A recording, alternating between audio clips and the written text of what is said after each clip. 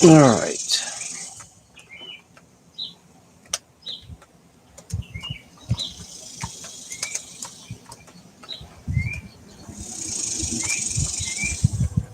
I almost couldn't get this to work. So we're going to go over here. We're going to share Ride Along Gang here. I'm going to put that in the chat. And then I'm going to close out that part. So that's Ride Along Gang's link. Go give him a shout out or go send him some love. All right. Hey, that's Ty Guy. So I'm testing the fuel pump. So I got the laptop out here. And I'm going to also record the pressure so I can see it because I really need to either hot wire the fuel pump to test this the right way, or I'm going to video it with the camera and go back and play the footage and see what the pressure is, because I don't know if this gauge is going to hold the pressure or if it's going to leak back. So what I'm doing here is I'm going to wire up this gauge right here to this to get it in the camera. I guess I can wire it up there, and I need enough length for it to go up here on the back side of this fuel filter. So back in the day, they didn't they don't have taps where you can check your fuel pressure. Where the hell is my Velcro? I brought some Velcro out here so I could do this right. I don't see my Velcro. Well, I guess the wind took it away. I'm going to go get some new Velcro. I'll be right back. Here we go. So I'm going to put this gauge right up here. What would be cool if I could just send it through the top here if there's a big enough hole. No, that's not going to work. So I'm just going to Velcro it right here. That'll give us enough slack. And then we can see the pressure right here. And then here's your drain tube. Yeah, I want this to look perfect for the camera. I want everybody to smile at the same time. Right there. And that should be pointing down pretty good. So I'm kind of hoping that the fuel pump is not bad, because I'm really not wanting to deal with draining all the gas out. I just don't like the smell of gas, and I don't like getting it on me. Yeah, it sucks, huh? Being a shade tree mechanic. But that's just one thing I always hated, is getting the gas, soak it in your skin. That great little smell. Worst thing is differential grease. That shit is nasty. All right, so that's going to go up here just like that, and that'll work. So now the fun part, of course, we don't want this tube shooting gas in our face. So we're going to point this down. Looks like some bad weather could be brewing. So it's kind of funny when we do get rain. It's a big thunderstorm right to the south. All right, so that's still going to point up. I need to bend that down. I need to put a weight on it. Are we having fun yet? I've been putting this off for weeks because I really don't want to know the answer. See, that tube is going to shoot up in my face. I don't want that crap shooting in my face. I'm kind of in a grumpy mood today. I don't know if you can tell. And I got a lot of sleep, so maybe I should get less sleep. All right, so there's our test gauge. And I'll pull it as close as we can to the camera when it comes time for testing. So now the fun part is I'm going to put on my happy little gloves just so I don't get all the fun gas on me. And let's hope it doesn't get on the laptop. So reading the chat. All right, so who's in the chat? We got Super Salty, Sun Honey, Ty Guy, Bearded Eagle, and then a name I don't know. Ride Along Gang has the spotlight on Fry TV. Yeah, I put Ride Along Gang's link. Let me pin it to the top of the chat. See, I had already set up this whole perfect stream in the house, and I came out here and I went live, and it just sat there and hung up. And I had Ride Along Gang's link pinned to the top. So I'm going to pin it to the top. So everybody, that link at the top is his live stream. And go give him some love. Tell him Fry TV's testing his fuel pump on his truck right now. And hoping we can do this before the laptop overheats. So yeah, it's going to be fun to see if this, hopefully the gauge works. I wish the gauge was a little bit more tuned to the TBI. This is technically not a TBI. It is a TBI pressure gauge. Well, it's not. TBI systems run around 13 PSI to 12. I've seen them run as low as 8. But this gauge goes up to 60. So this gauge technically should be a 30 PSI gauge to give you that middle range, so you get more accuracy. But it's just going to be good for a reference. It'll let me know if the pump's bad. Like I said, the reason why I think the pump still could be good is because the gas still comes out when I turn the key on. So, you know, that's what makes me think that the pump still could be good. So this is going to be fun to get this. All right, see, that's the part I like. See, that's what I'm talking about right there. We're having fun already. Gotta love the smell of gas. Yeehaw. All right. So how this works is, now these threads are dry, so I actually want to get a little bit of gas on these threads to get a little lubrication there, a little oil. Even though it's not diesel, it's got a little action in it. So what we have to do here is I'm going to put this on first, and this swivels. It's supposed to. Yeah, it still swivels. But of course, then you got gas running down your fucking arm. That's the fun part. Well, it doesn't thread much in there. We haven't done yet. And then now we have to push this flex line. This flex line is probably the original, back to get this threaded in here about 2 inches. So this is going to be the fun part without breaking this line.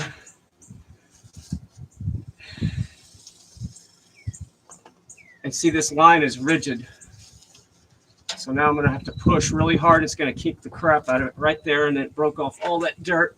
And see what I probably just did, just so you know, this line is a flex line right here. It's a rubber line, but I bit the crap out of it. So these old fuel lines, the inside of them, they'll start sealing up and they'll kink up and they'll send rubber. So it's going to send rubber up to my fuel system. But that's okay. Got to think happy thoughts here. But yeah, it's probably sending cracked rubber particles all the way up there. So let's tighten this one first. Let's be smart about this. I guess it would be smart if I'd have brought another pair of pliers. We're going to get this to work. Don't want to strip out the threads. It feels like it's not grabbing very many threads. That's the one thing that concerns me on this little adapter. Chevy, you had it okay. You had it figured out. I like TBI 1. I like ODB 2. I mean, ODB 1 way better than 2. Less crap. With ODB 1, that's what this truck is. You got one O2 sensor. Simple pimple. No crap. You got a easy to diagnose. But they screwed up. They put the pump in the damn tank. So I'm just going to do a dry run real quick without even turning on the camera to film, just to see if gas starts spewing out anywhere, to see if we got any leaks. So I'm just going to go up there and turn the key real quick, just to see where we're at, if we're going to get any leaks. Because it does still, like I said,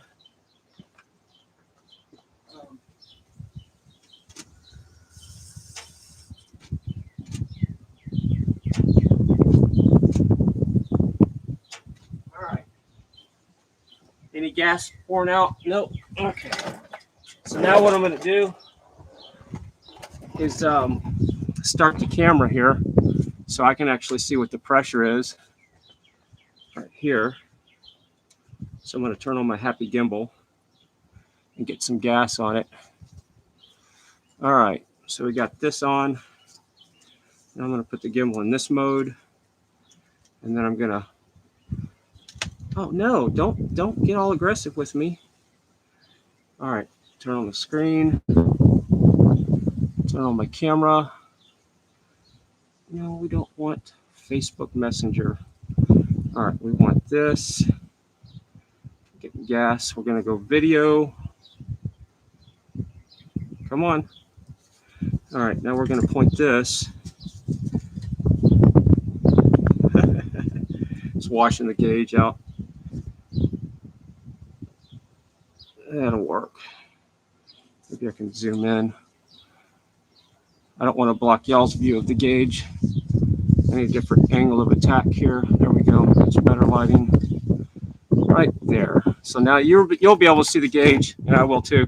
I'm out of starter fluid because this thing will run on starter fluid, which would give me a little bit better idea of what it's doing when it's running. But I have 2 vacuum gauges in the truck where I can just run it directly off the starter fluid without even doing anything fancy here. But I'm out. I might try to run it. I might have a little bit left. All right, so here we go. That's going to be a good read there. And I don't want to roll over the USB cable for the camera. All right, so we're obviously at 0. I'm going to go ahead and hit record. And I guess you can hear my audio. Yeah, it's a Chevy 91 Suburban with TBI. I'm going to hit record. Now I'm going to go up there and I'm going to crank on the truck. And I'm probably going to inject a little bit of starter fluid in that vacuum line. See if I can get it to run just a little bit. And then we'll see what we got. All right. Pulling off the vacuum line on the dash. Gauge.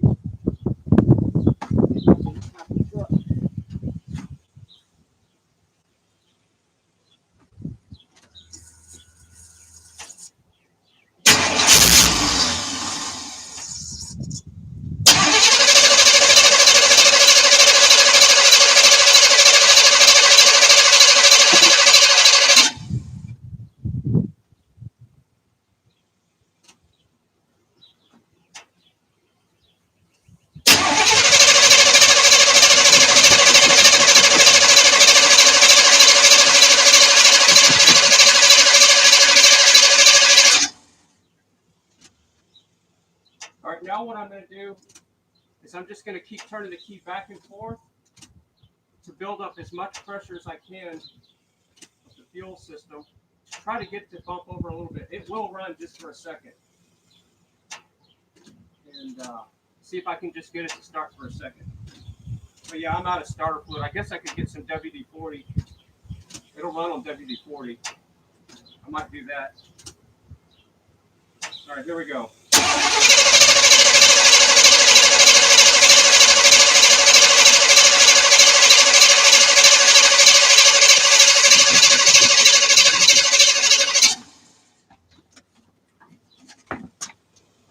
All right, so do we have any pressure? Oh, great. We got freaking gas leaking. That's exactly what I wanted. Yeah, right on the fucking laptop. Right down the rail. That's how we make little fires happen. Let's short out the laptop. Is it on the camera? So yeah, just like I thought, stupid, it wasn't threading good. So, are we having fun yet? I know I'm not.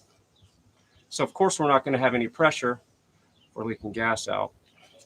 So right there on that, and I saw the threads were boogered up on the damn thing, and that's what I was concerned about. So this is why I don't like messing with gas. This is why I don't like messing with gas.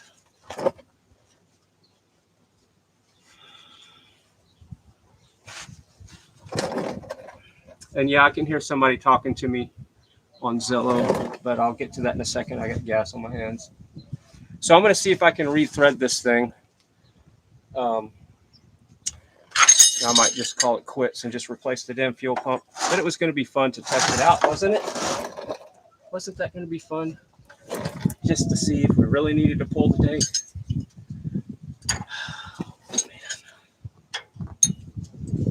Yeah, and I got gas dripping in my face.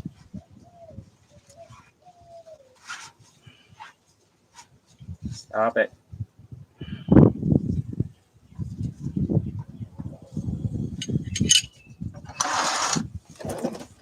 All right. So we're going to attempt to. I need another pair of pliers. I'm going to regroup on this piece of crap. Start all over again and see if I can fix the threads on the end of this tester. I see somebody else had also done the wrong thing and didn't thread it in good. Let's just pour all that gas out right there. All right. Are we having fun yet? I know I am.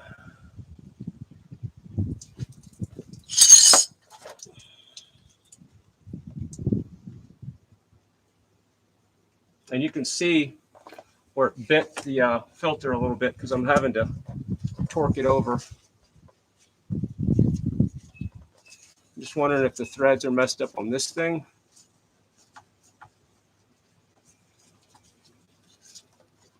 Yeah, you can see where somebody had crossed it previously. This is really soft. What I'm going to have to do is get a file. I have a special file for this kind of crap. I just need to find that file. But yeah, whoever previously used this thing cross-threaded it. So you can see where the threads. And I saw that when I got it. I'm thinking, okay, it's going to be fine. But you can see where the threads. It's almost like it's brass. I guess this is brass right there. What I need to do is get the old filter. I got an old filter. Let me see if I can find my old filter, and I can use that to clean those threads up too. So I'll be right back.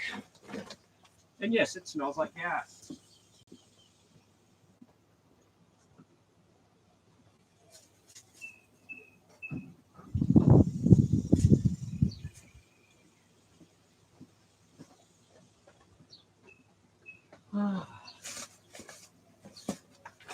This is what makes me want to convert the truck to propane. And I'm seriously just thinking about doing it. All right, what is Nightbot complaining about? Yeah, it's leaking. I know it's leaking.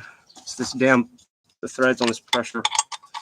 All right, so this side, if we can get this to thread on the old filter, good. See, that thread's good on the old filter.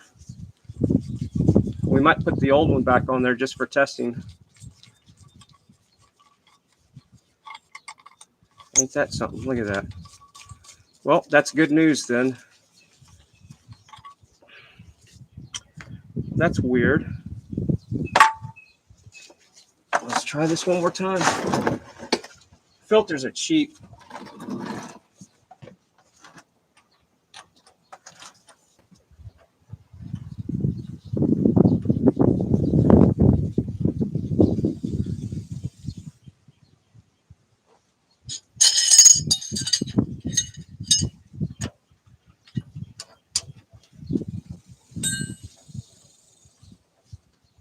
All right, so this has a nice swivel, so I'm going to torque that down just a touch. All right, we're going to do this all over again. Now here comes the fun part again, where we get to get a lot of gas on ourselves. Is the camera still positioned okay? Yeah, you can see my bald spot and everything. That's good.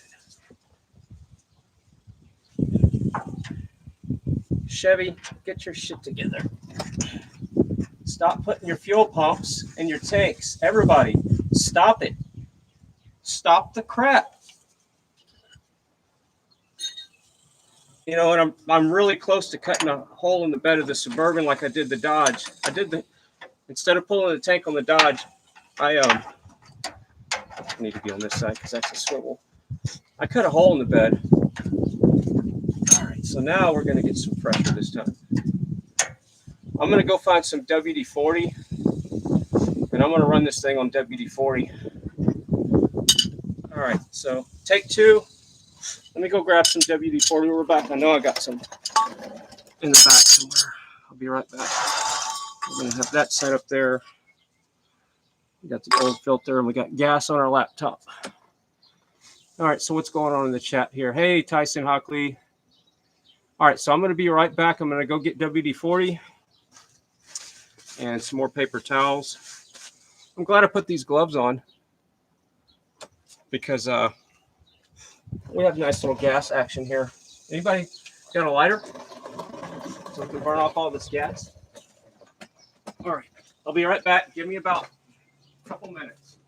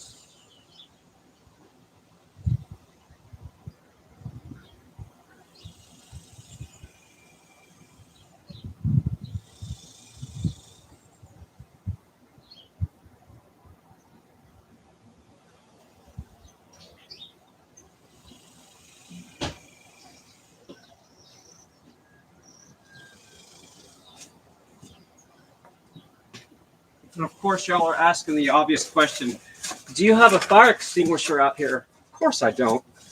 That would be the right thing to do. But it's right outside the, it's in the kitchen. So it's close. So I found a little bottle of WD-40. That's what we're going to run the truck on to really give this fuel pump some good test. All right, this time I'm moving the laptop a little bit further back. Camera's going to stay right there. And then I'm going to put this back over here so we can get some good footage of the gauge from my phone. And we're going to come over here and reposition that. And hit the record button so I can see if there's any pressure. All right, that's not blocking you. Nope. I'm going to get as close as I can right there with the camera. All right, so what I'm doing is I'm recording it with the cell phone if you just got here, just so I can see the pressure and play it back. And I'm kind of hoping that at this point, I don't know. I just want to convert the thing to propane. I'm sick of dealing with gas problems. Okay, come on, focus. Focus. Give me a little better action than that, please. Focus, please. Come on. There we go. All right, so we're going to be running her off of WD-40. It should start and idle. It's going to sound pretty rough. It might die a few times, but I'll get it running off the WD-40. Like I said, what I'm doing is I have two vacuum gauges in the dash. I'm just going to be spraying this with the little needle into the vacuum gauge to run it on some WD-40. It'll work, maybe. I've gotten back to the house before on a four-wheeler and before in a crunch on WD-40. It's fun stories to tell. But yeah, take off the air cleaner and spray the WD-40 and you get your ass back home. Your four-wheeler's not stuck on the side of the road. All right, here we go. Testing the fuel pressure. Now, this time the truck might run, and this time we're hoping for no leaks. So let's do this.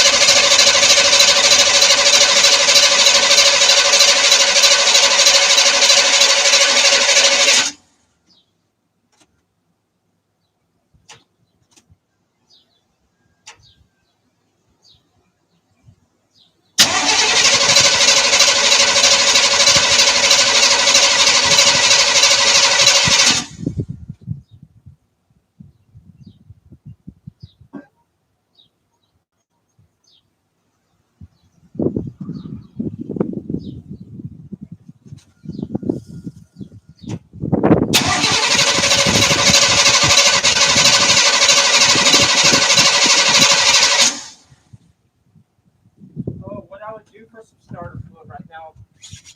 So that's what I thought was going to happen. The WD-40 is just too,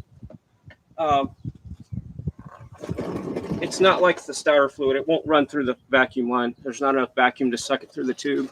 Kind of figured that was going to happen. I could pop the air cleaner and all that crap, but I'm going to go back and watch the video and see if we had any pressure. It doesn't look like we did because there's no gas bleeding off. So, all right, so we're going to go back and watch our footage.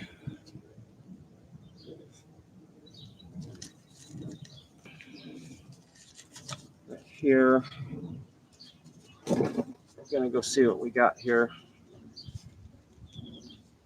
Now that we're getting gas all over everything. All right, so I'm watching the footage. I'm going to turn it up. See if I can get it to run just a little bit. And we'll see what we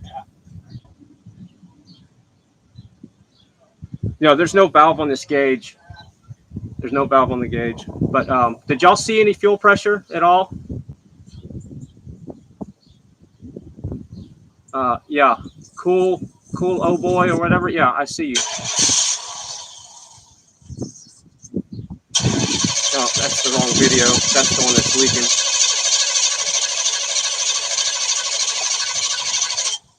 Yeah, that's the video where it leaked. Okay, wrong video. There we go.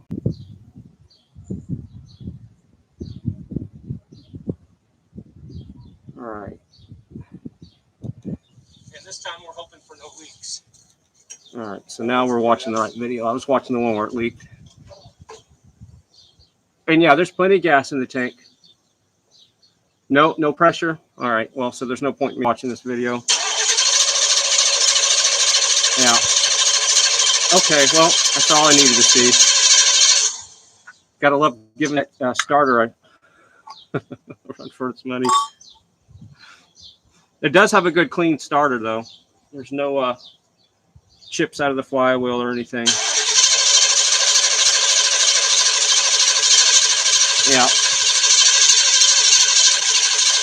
All right, fun times. Well, I guess I'll start pulling this tank the next couple of days. I guess that's easy troubleshooting, though. We know it's not. Yeah. I hate hearing that sound.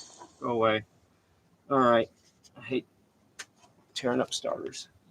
So we're going to take this gauge back off. Are we having fun yet? The laptop still works after gas pouring on it. And I positioned it away far enough, but it was right under that rail. It was right under the rail, the frame rail. And the gas went right down the frame, right on the laptop keyboard. But at least it's not my daily driver laptop. It was the one that was in the... So... I'm going to stop laughing at myself. This is the part where the wind's blowing right in my face, which is perfect. So when the gas comes running out, maybe I'll get some gas in my mouth or something too. That's what we're working on here. That's the goal, is to get gas in your face. But yeah, I really want to convert this thing to propane. The problem with that is putting the tank under there. I was going to convert to 80 model. Come on. Now you want to be a challenge, huh? I was going to convert to 80 model and put the propane tank in the bed of the truck. And there's enough room to put a propane tank underneath, where that tank is. And the reason why I want to convert this truck to propane is I don't need the extra horsepower that you get from gas.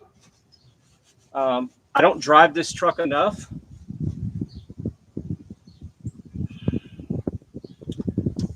All right, so now what I'm going to do is I'm going to take these paper towels, pull this back, and I'm going to catch this gas from dripping in my face.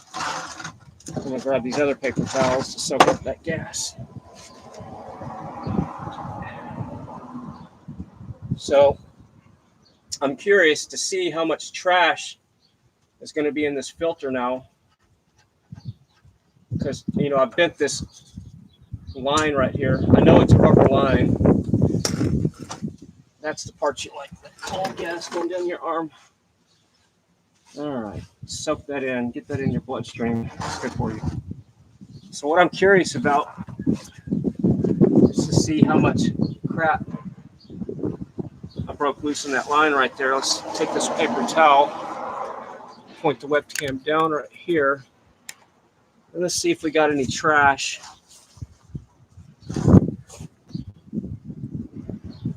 Nope, not what I thought. That's good. So maybe I'm not sending trash up the line. Now we're good there. Well, that's good news. So that means this line is not as, maybe it's not the original line. I had to replace all the lines on the 65 Chevy.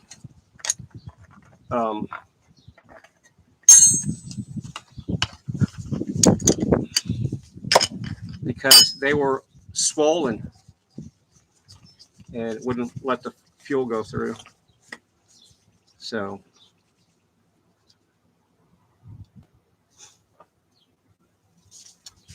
fun times.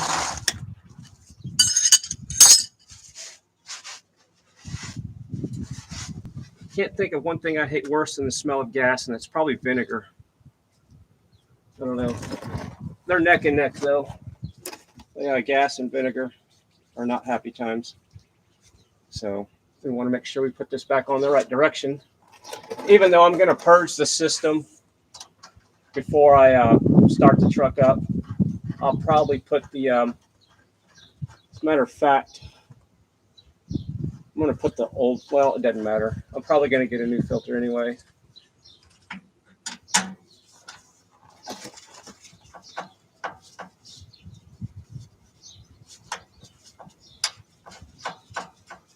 Always go up as far as you can, hand tight. Make sure you're not cross-threading on both sides. Make sure the gas drips right down your arm so you get more irritated with gas smell. And then rotate it where you got the date that I put on there. That's the date that I put it on there, even though I'm probably going to replace this one anyway. I don't even know if I'll just tighten it up just to keep moisture from the atmosphere getting in there. But this filter is going to be replaced again, I'm sure.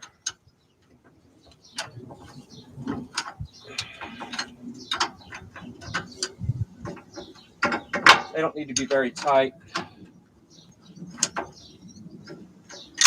That should keep the, well, that gas running right down my arm right there. See, I need some dry paper towels that are not soaked up with gas out here. But that would involve thinking ahead. See, there's a puddle of oil right here that I don't want to get on my shorts. But then I got this gas dripping down my arm. It's starting to piss me off. I'll just rub my arm on the concrete. Oh, y'all can't see what I'm doing, can you? That's good. Let's go over here a little bit closer. Where is that? There we go. Are we having fun yet? This is why I've been putting this off, because I really didn't want to know the answer to the fuel pump really being bad. I was kind of hoping it was an injector relay. I checked all my relays. I checked the fuel pump relays. I'm going to double check them. I might just replace it, but actually what I'm going to do, I know the fuel pump works, that it's getting voltage, because when you take the line loose and you turn the key, gas comes out. So it's getting 12 volts, but it's just not pressure. There's no pressure.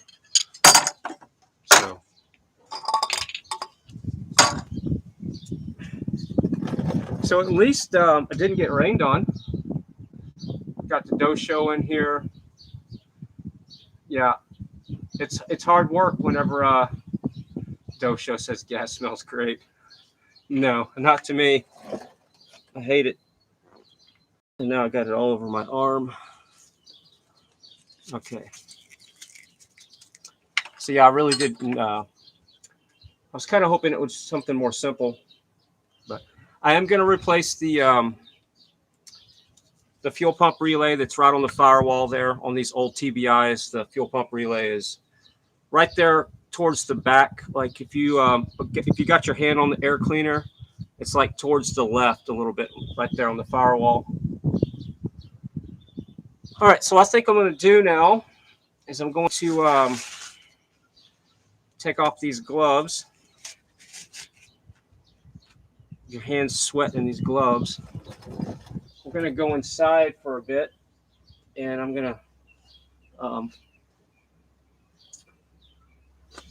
catch up with the chat and see who all's in there. And we'll do a little hangout stream real quick before I end this video.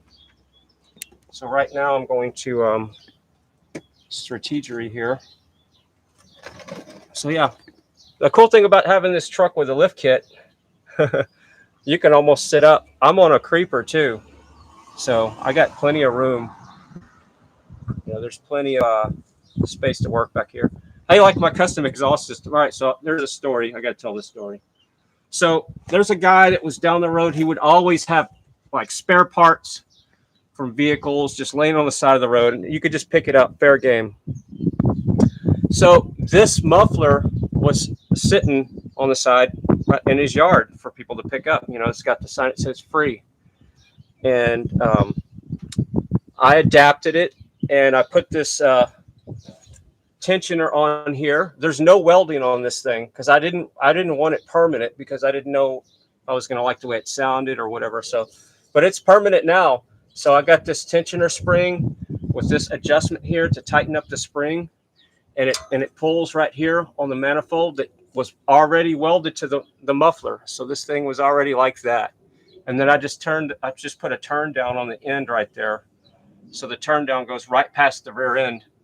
And I want to finish going out the back with it, but that could get in the way when I'm pulling the tank.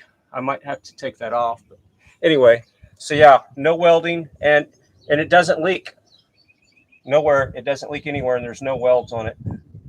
There's a cat here, but as you can see, that cat, yeah, that's a clean cat. Okay, here we go.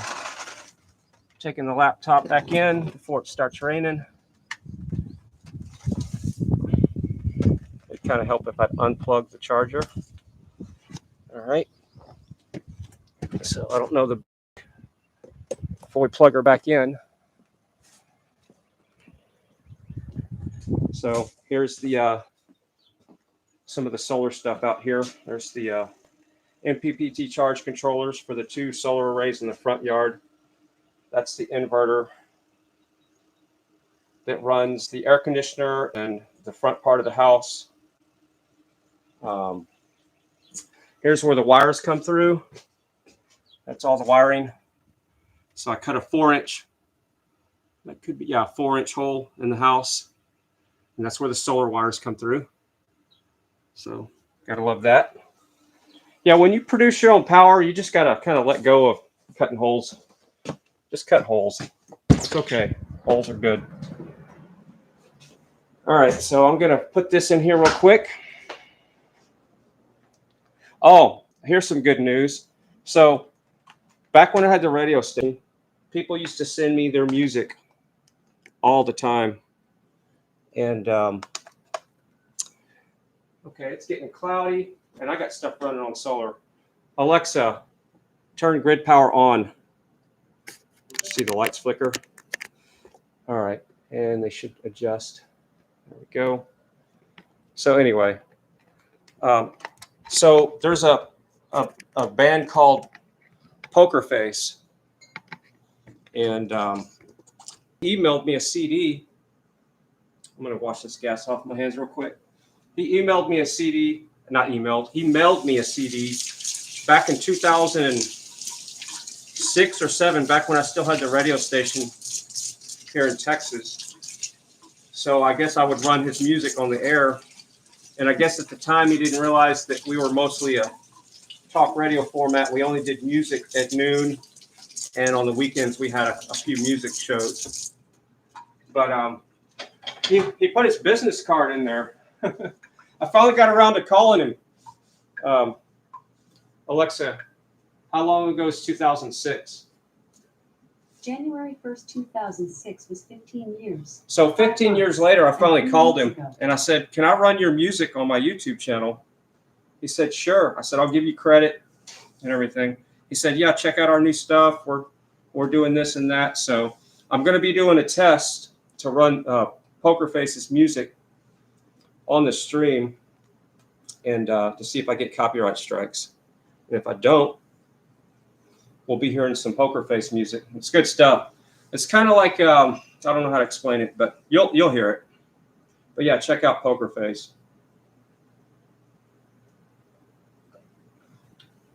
And those guys are very awake. They know about all the good stuff. You know, like 9/11 being an inside job. You know, they know what's going on. They're awake. All right, I'm going to go out and get my phone real quick in the gimbal, and I'll be right back. And then I'll catch up with the chat room there. So give me a second.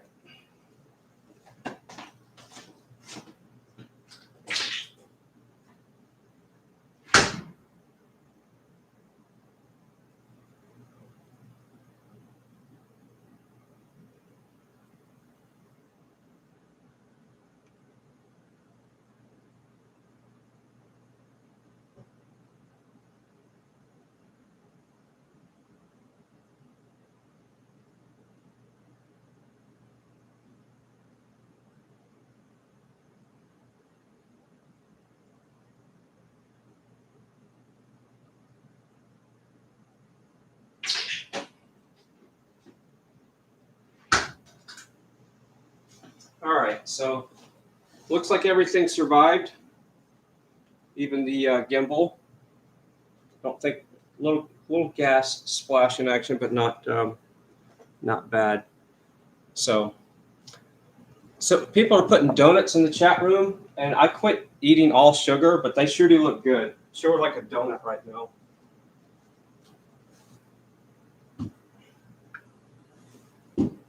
Sure would like a donut. If I just had some dough to go with a donut.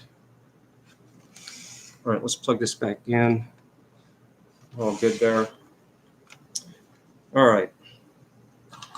Plug the mouse back in. So I have no idea what stream quality this is. When I set up this stream, I wasn't using OBS. This is the first time I've ever used the built-in web browser YouTube app. So I don't know if it's 720. I didn't see a spot in there. I didn't want to mess with it when I was under the truck to adjust the. So is it coming out at 1080 or 720? Hector, can you check the settings? All right, so let's catch up with the chat here. Is everybody laughing because threads were crossed? Let's see, fingers crossed. Yeah, no pressure. So yeah, the gas is all on my arm. I'm going to try to scrub that off a little bit better, but it's soaked into my skin. But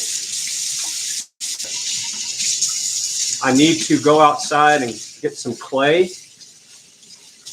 and put that clay all on my arm, soak that crap up a little bit. That would help a little bit, but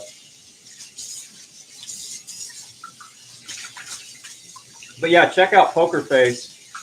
They got some good stuff. I haven't heard any of their new stuff. The name of the CD that he shipped me, what was it, 15 years ago, was named, the name is Made in America. And I forgot how much I like Poker Face. See, I lost the CD in my collection. and I found it again whenever I was ripping all my CDs. Alexa, turn refrigerator off. And I know that sounded a little counterproductive, but that's just the command I use to put that side of the house on solar, so it doesn't confuse the other side of the house. So now we're like peasants. We're using grid power, so we're just mere peasants now. Hey, Tommy Temper, Hector. Hey, Tommy, can you check? Okay, it's 7:20. That sucks. YouTube, get your act together. So I guess they're doing that because they don't want to carry the bandwidth. But yeah, I'm streaming from my laptop, see, with a webcam hooked to it. That's how I did this. So yeah, I'm just streaming from the laptop here, just with a goofy webcam mounted to an old Bluetooth speaker that has lighting. See, that's on an old Bluetooth. I just got it taped to the top of it. That's my tripod. But it worked. But in a way, I guess it's good that there's no fuel pressure. Like I said, I'm going to replace the relay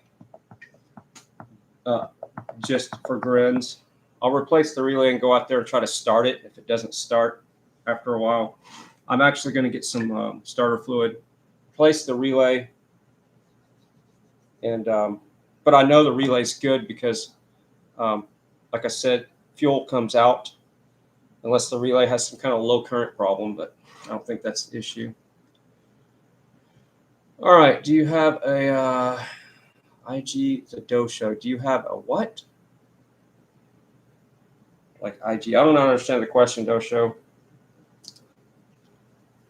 You'll have to simplify that for simple minds. And then clean the gas. I'm going to wash the gas off my glasses because there is a little bit that splashed in my face. Maybe that's where the smell's coming from.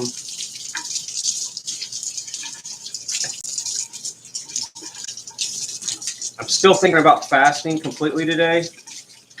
I haven't eaten anything. I mean, like not eating anything today. I've had one thing of tea, some green tea. Because I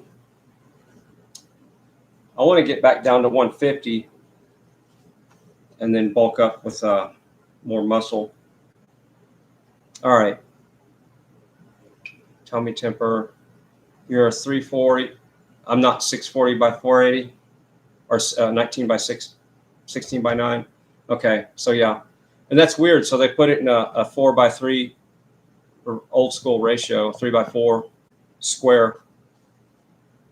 You got to love YouTube's native web app. But I didn't want to load OBS. And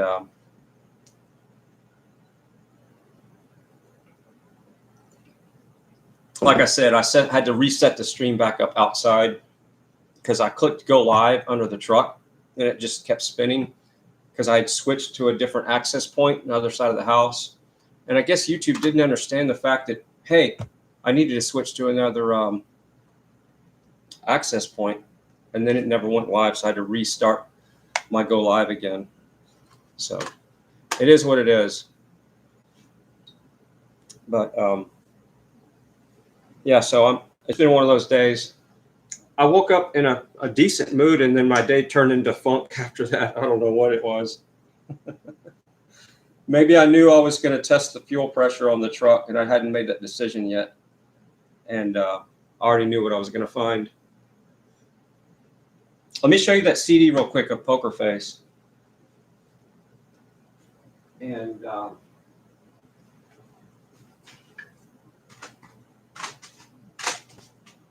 I'll play some in the background. I don't know if you're going to be able to hear it. But let's see if we can get Alexa to do that. Alexa, play Poker Face from Plex. You'll need to set a Plex video player before we can play that. Yeah, I need to add it Can to we my do that Plex now? archive. Alexa, stop. So we'll do it this Okay. way. Goodbye. But don't get all attitude with me. All right, so we're going to go here. We're going to look for library by title. We're going to do artist. And we're going to go over here and go into the P's. and see if it shows up in here. We got Paul Oakenfield, Perfect Circle, Pet Shop Boys, POE, Primus.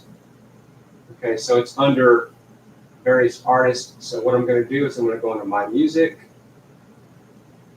and we're going to look for Poker Face.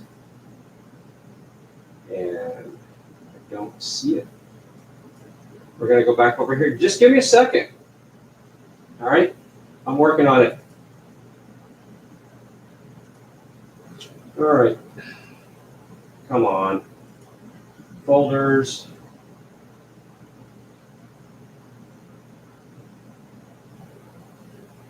Poker Face. Here's Made in America. Here's the Spanish version of Control. Let's play Freedom.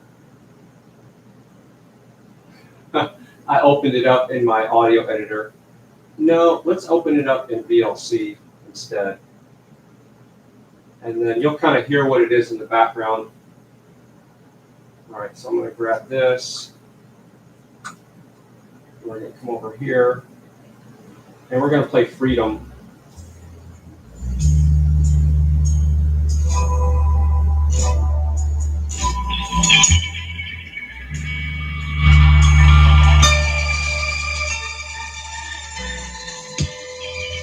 Amen. Try some of this.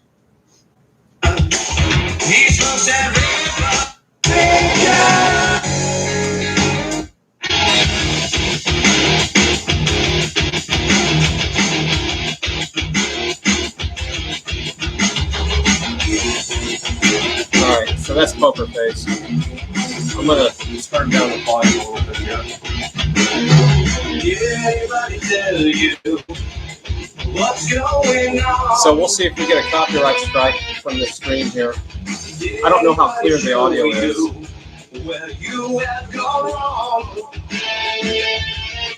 Appreciate that, Christina. In the sky, they are your signs.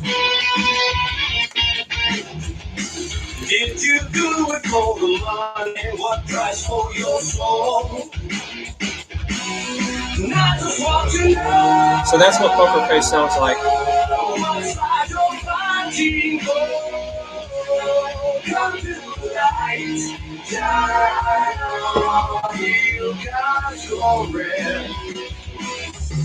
And they're very awake, so that's the cool part. The names of their songs, you can tell.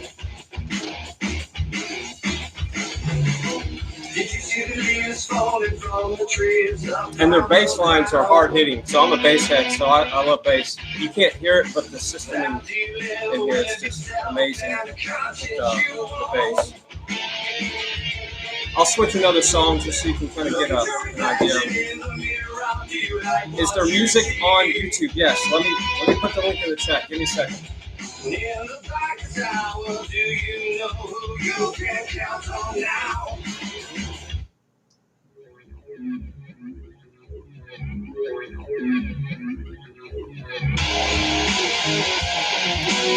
I miss the days of cruising in the truck jamming to Poker Face. That was 15 years ago. All right, so I'm going to go to pokerface.com, I think it is. Pokerface.com. But yeah, I talked to him yesterday. Yeah, that's it.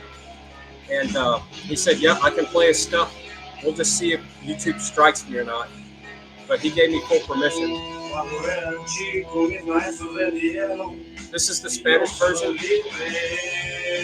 Because they're trying to wake up everybody, right?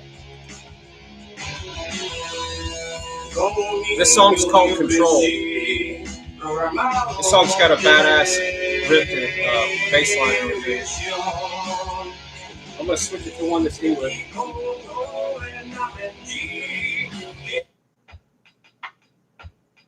Here, this is a good chill song for the stream. So this is the kind of stuff that they do here. But yeah, I love Poker Face. Like I said, I lost the CD, and I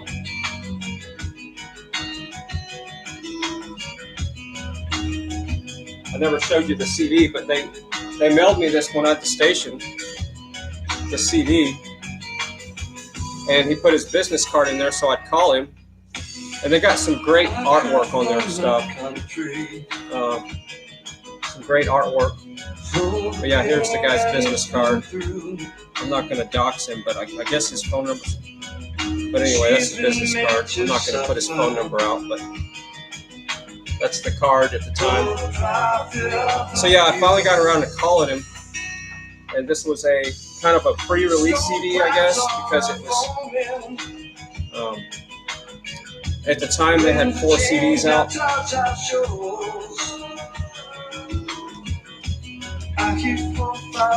Let's look at some of the album art here. So here's the guys here.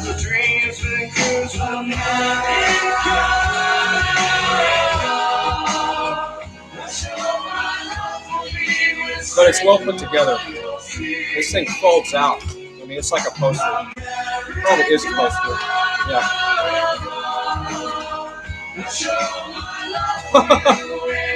Look at what fell out of here.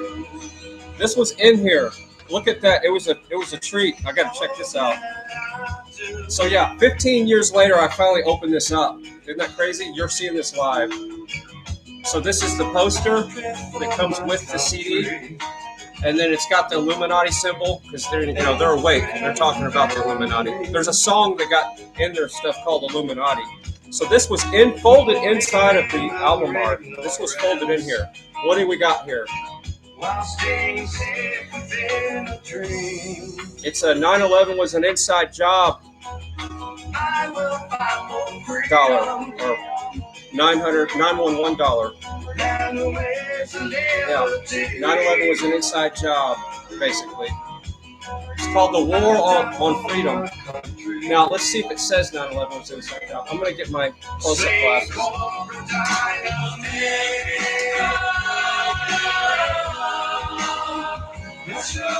Yeah, this was folded up inside. I'm going to turn the music down a little bit.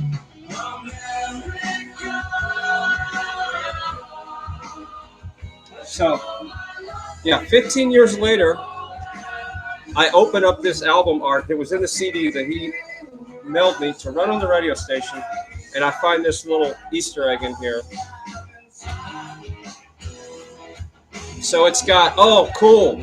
So back in the day, there was a website called GNN TV. So all these old websites that are probably long gone. Let's see if GNN TV is still up. I used to go to that channel all the time, and it was like an underground, with video and stuff. Yeah, it's long gone. So yeah, GNN TV, it's right here. So yeah, you've been awake for a long time when you remember going to GNN TV. And see, that's one of the reasons why I started Fry TV back in the day, is I had a lot of true stuff on there. There's all kinds of websites. Truth-now.com. I bet that one's dead too. Truth. Yeah, they got all these websites on here. Truth-now.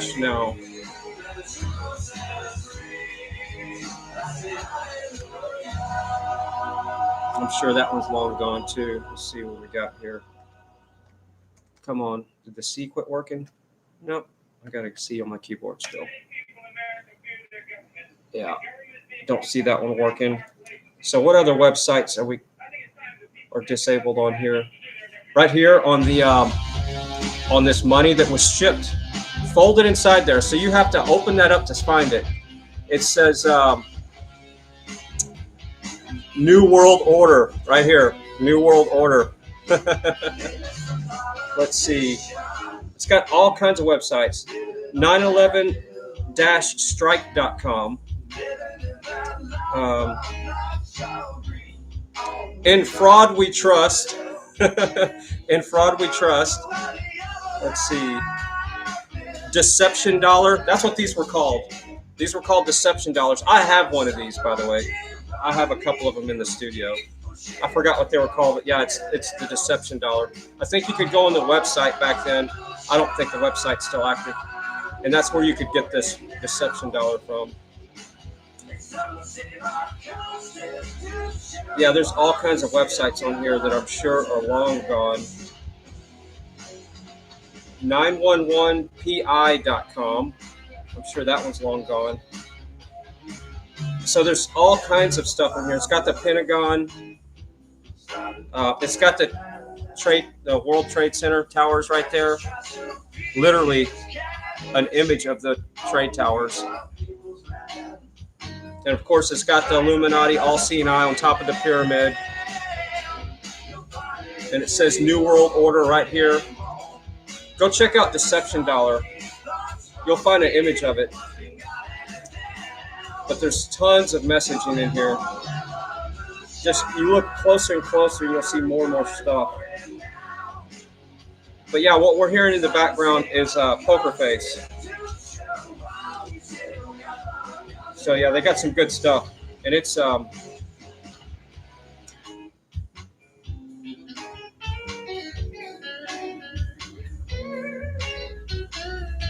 good, clean stuff too. These guys are professionals. This is not some two guys in a truck band. These guys are pros. They got professional studio.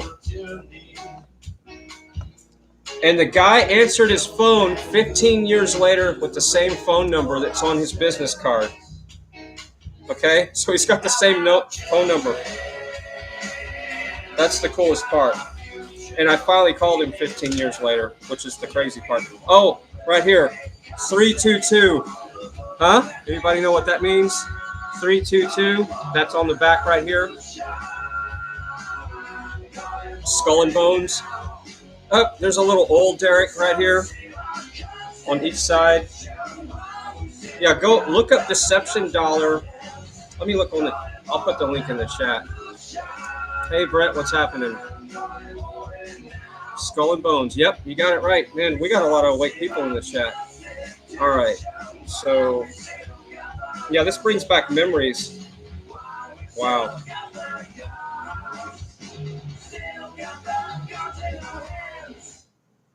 Big Brother. One Deception. Okay, yeah, see, I missed this part. Because, yeah, this was called the Deception Dollar. And right here it says One Deception. Gotta love it. See, here's another song of theirs. They're all badass sounding.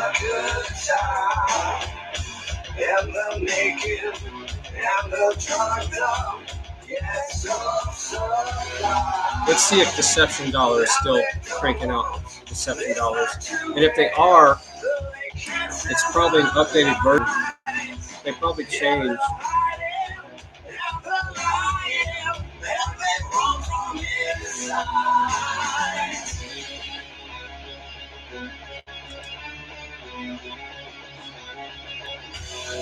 Either that or the peoples that shouldn't be took them down. Oh wow, website's still up. So yeah, there's all different versions, obviously, because of timelines. I'm gonna switch to my glasses where I can see a little further away. So I'll put the link in the chat. That's where you can order these from.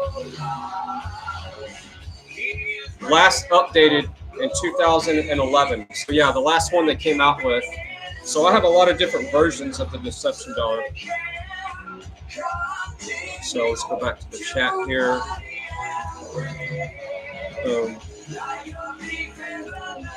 So that's where you can order these. I'm going to go look for my other one real quick. I have a different version of this. Give me a second.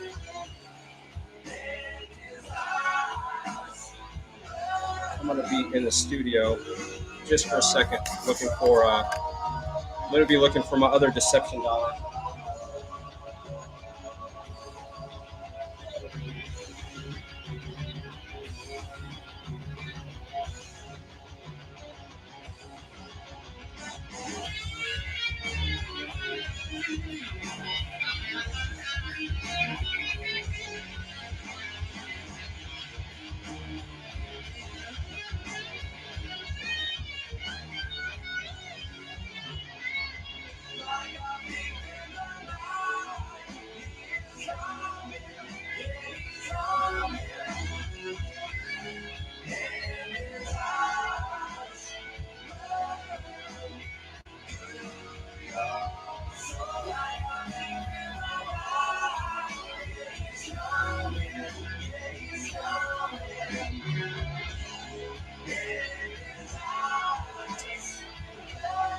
No such luck. I'll find it one day and show it to you. I'll show you the difference between the old ones and the new ones. All right. Let's get back up here. Yeah, so isn't that a cool treat? They put a deception dollar inside the artwork of their CD. Poker Face did 15 years ago. That's cool as rain. Yeah, I need to call him and tell him, hey, I finally opened up the poster. 15 years later, and I found the deception dollar. It's crazy. I don't want to mess up this poster. Put it back in there. Perfect. There we go.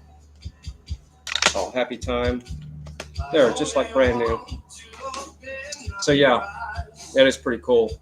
The party station. All right. Yeah, they got some cool jams, and these guys are awake. Like I said, I'd kind of like to interview him once. Maybe I'll do that. I'll have a panel with him on there if he'll do that. That'd be a great idea, is to feature a panel with Poker Face, and like start doing panels with people that do awake music. So my laptop smells a little bit like gas.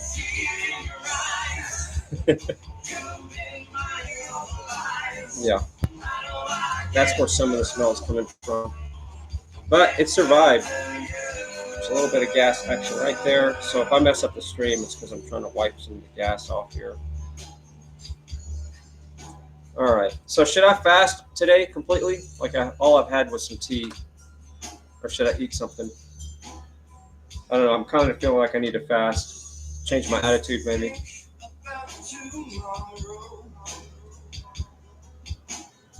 I think I'm going to fast completely. Nope, nothing. No food for you. Okay. Ray O, I have a radio station of my own, not the FCC knows of. Yep. Good stuff. I might be knowing a little bit about that myself. What happened with the relationship? Which one, Dosho? You want to know about my personal life? Let's talk about my personal life. Come on, which one? Which failed relationship do we want to talk about there, Dosho? If you're going to ask questions like that, at least bring donuts into the chat so everybody can eat donuts while we're talking about my personal life.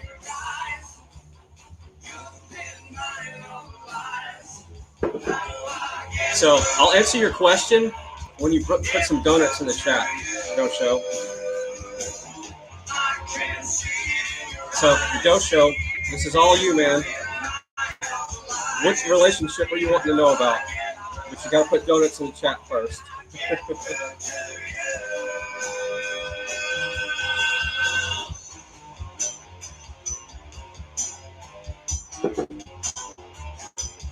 I'll give you about another 30 seconds. All right, there's your donuts. Now, what relationship are you talking about? The most recent one?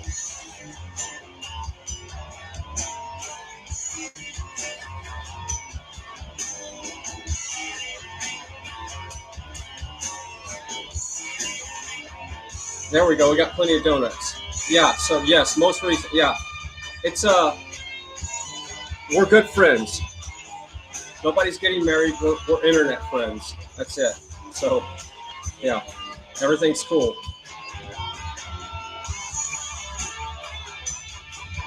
Everything's good. The dim lady put donuts in there. Everybody wants to know. Yeah, I'm not getting married. I'm not, no relationship. I figured out that I'm not good with relationships. So, catfished? No catfishing. No, there was no catfishing. What's your definition of catfish anyway? No, isn't that where somebody says they're somebody and they're not? Because ghosting is whenever you just disappear, right? And catfish is whenever you're. No. We're friends. Everything's cool. Yeah. Okay. Yeah. No, everything's good.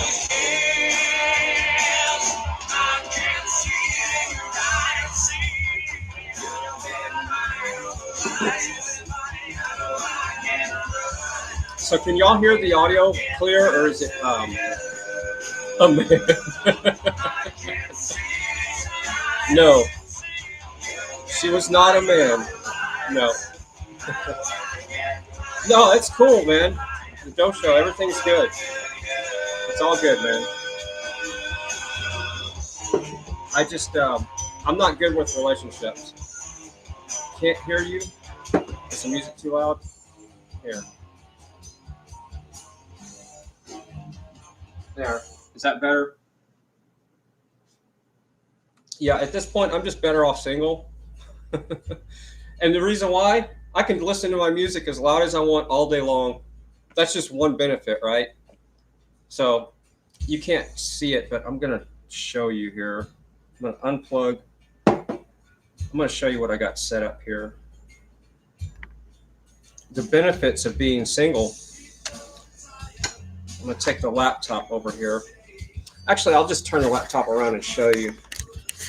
So this is my living room studio setup, but I have a mixer set up to all these speakers in the living room and the kitchen. So I have an 18 speaker system, 3 subs, 1 10-inch, a 6 and an 8.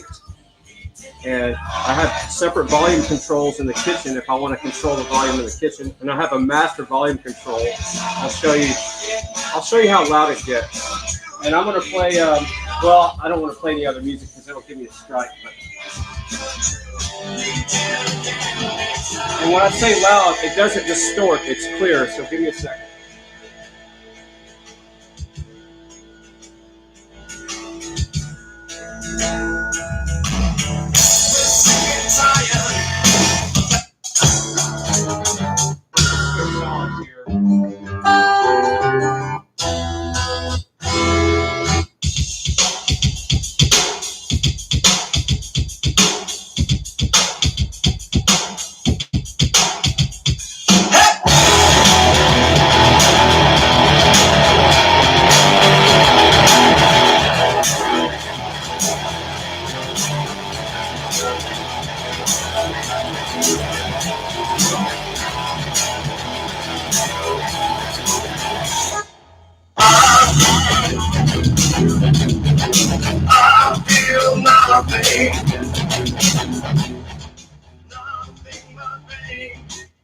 You know, I really forgot how badass Poker Face's music was.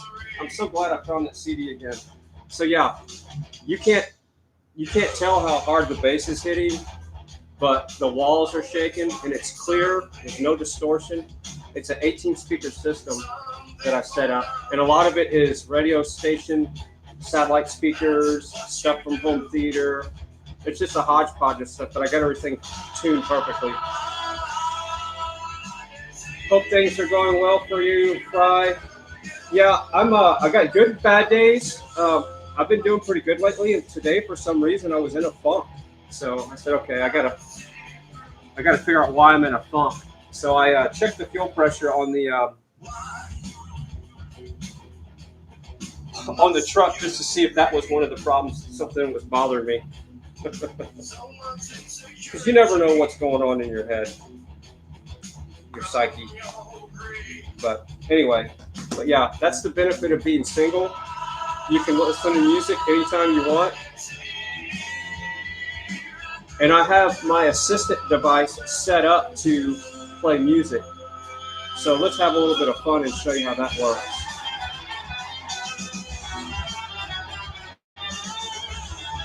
So I'm turning down the, let's see, I want to play something that's copyright free. Alexa, play Isn't It Strange from Plex. Playing Natasha Maeve ISNTIT Strange by Natasha Maeve from the album 9. It's time to break free, time to break free. It feels like I've had 9 lives, straight cat, bumble, hermit of cats. How cool is that? The ones who walk unknown paths, trying to follow and survive on a spinning rock. I don't know, there's so much space that there's gotta be a spot. The city running out of time, tick-tock goes the clock. Alexa, stop. So how cool is that? So I have her hooked into my mixer too. So all the audio comes through the mixer. So I can be streaming my setup here, and all the audio is going through the mixer and hits all the speakers that I'm talking about. So, or I could sing to myself. Yeah, I could have karaoke. But yeah, I've been getting the rest of my CDs together. Let's keep playing some music in the background here. So that's Poker Face. So I've been going through more of my CDs. I thought I was done burning my CDs, and I still have this many to go. I don't know if you can see that, but I already burned probably 300. No, I don't know, 140. Can't remember. And I have these 3 stacks and those to burn yet. So I'm ripping them all. When I say burn, I'm ripping. Sorry, I'm ripping them to WAV because I previously ripped them to MP3 and put on my Plex server. But now that I have plenty of hard drive space, I'm ripping them in WAV files. So I'm redoing the whole thing for WAV files.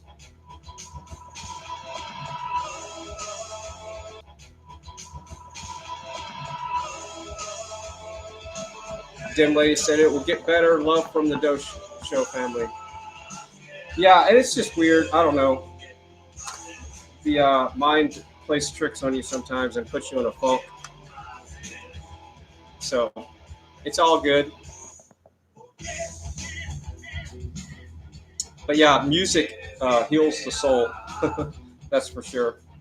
I love the fact that I even have a system set up in the bedroom hooked up to a pretty good set of speakers. It's got a sub and 2 separates.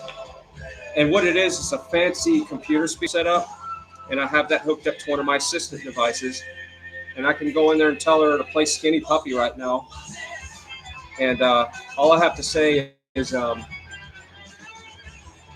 this is the cool part. So I'm going to turn down the computer. So if you don't know what Plex is like a media server software. So you can set up a Plex server. You can download the Plex app to your Roku or any of your smart TVs. You can put it on your phone, and they give you stuff you can watch for free. So you can watch movies, and they put ads in there. But if you set up your home Plex server, which I have right over here, this is my Plex server with the keyboard on top. I don't know if that's showing up. Right there. It's a Lenovo. That's my Plex server. It's got the keyboard on top and it runs 24/7. And it has 22,000 songs on it, tons of movies. Basically, I got my own Netflix and entertainment.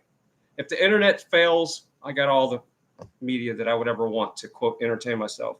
But my point being is when you have a Plex server set up, you can set it up to your assistant device that starts with an A. And this is what you can do with your assistant once you marry your Plex server to your assistant. And it's just as easy as logging the app in. So you can say stuff like this. Alexa, play Addiction from Plex. Playing Addiction by Skinny Pup from the album Mind, The Perpetual Intercourse. So I'll get a strike if I keep playing that. But yeah. Alexa, stop.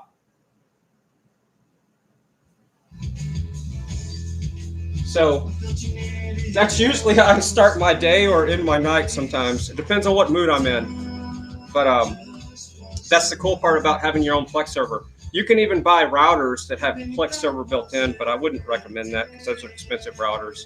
Netgear makes one, but I don't much care for Netgear anymore. So right now we got Poker Face in the background. And this shouldn't give us a copyright strike, but we're testing it out. And what I'm going to do is I'm just going to take one of their songs and just make a quick video playing the song in the background with it clear. When I'm in OBS right now, I'm just on a laptop.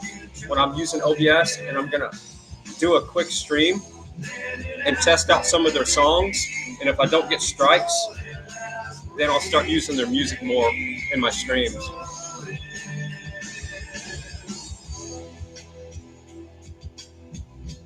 All right, so Ellen says I should eat. But what if I want to fast? I kind of want to start fasting every Monday. It's good to see you, Fry TV. Must eat and drink water. It's good to see you walking around doing music. Must eat. But yeah, I do a lot of exercise. I average about sometimes 30 miles to 20 miles a week on that bike right there. That's a Gary Fisher bike. It's one of the strongest mountain bikes ever made to date. And yeah, all your torque goes straight to the drivetrain. There's no frame torque on that bike, so that's why I got the bike. How close are my neighbors?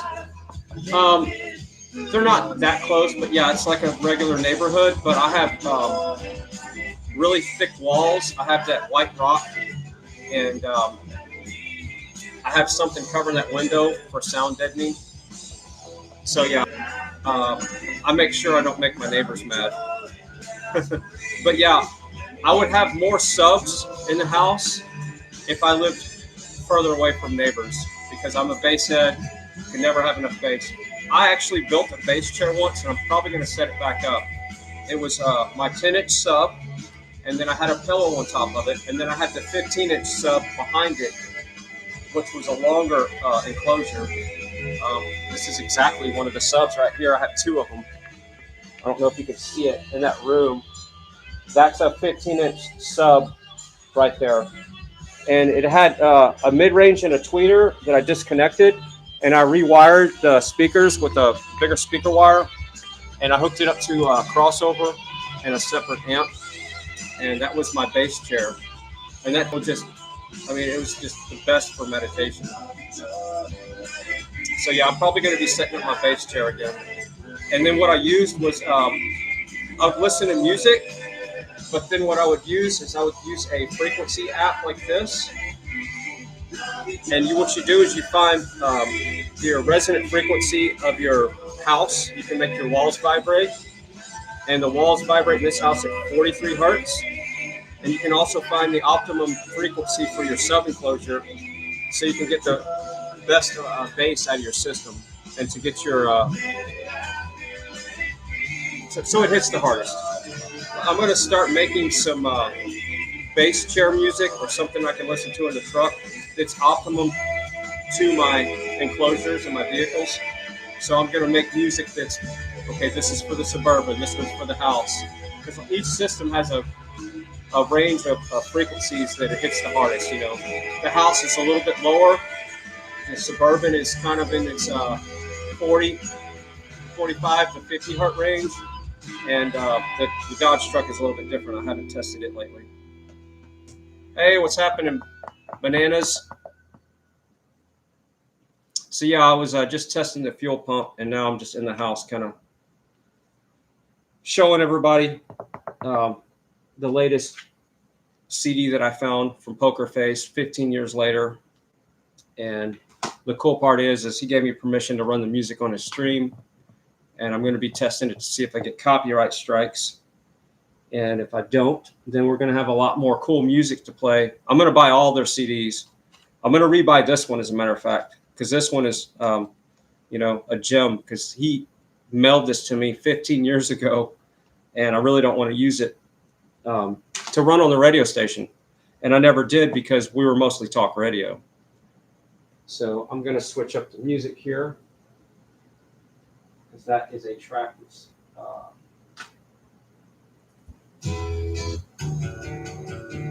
this one's called Watchman, this track. So this is from their CD called Made in America, Poker Face. It's got 12 tracks on it. But the CD they shipped me has a lot more songs on it, Spanish versions and stuff. So I guess this was a promo CD that they sent out to radio stations. I don't know. I need to talk to him more about that. I don't know if he'll remember that.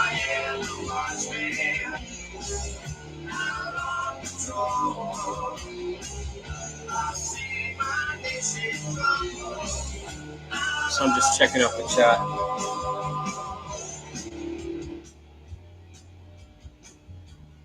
So how's the audio coming through this crusty little webcam? It's not crusty, it's a 720p.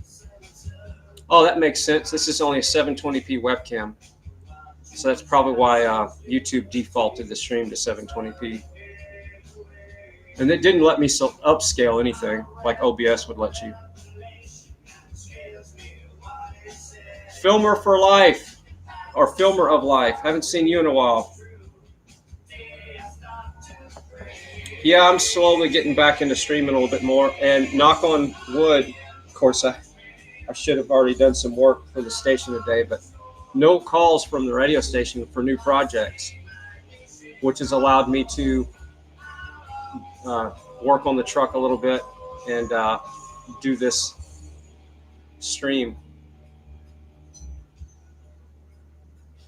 So yeah, let's hope I don't jinx myself. Let's see. And get a phone call from work. Haven't checked my phone in a while. Let me see what's going on here. All right. Up. So a friend of mine, it was right down the road, sent me this text just a bit earlier. And it's a picture of his bike. We used to ride together all the time. So guess what I'm going to be doing? We're going to be cruising around town a little bit. And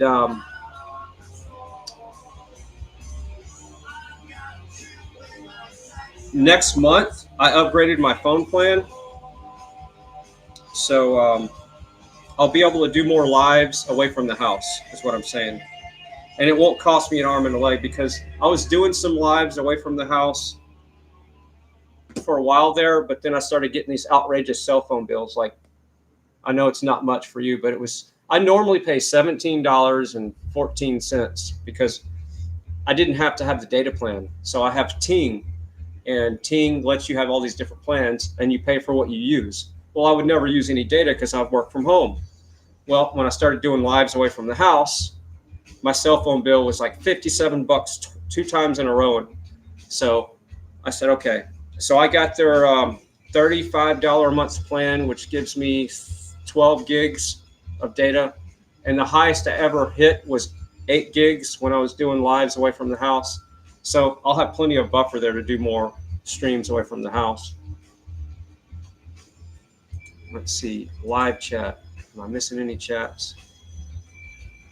So yeah, that's the plan. And I want to set up something on the bike where I can mount something on the front of the bike and stream while I'm riding. And that'll be fun. And I don't know if I'm going to be able to put the gimbal on there, because that would be a lot of abuse on this gimbal. But I do have a front shock on that bike. So maybe I could put it on a gimbal, this gimbal here. And I don't know how long it's going to last, working its ass off, because a gimbal's battery won't last long whenever you give it a lot of work to do. If you're just walking around and holding it, that's okay. But if you're on a bike where it's got a lot of vibration, it's really going to be using up more battery. So yeah, that's my plan, is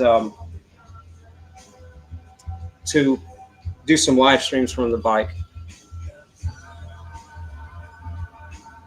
I'm just checking the solar. I'm going to check the battery voltage real quick.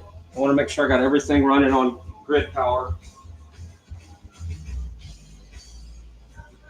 Yeah, we're good. Let's check the radar real quick to see if we got any thunderstorms coming in, because it's cloudy for the first time in a month or two. Let's see if we're going to get some rain.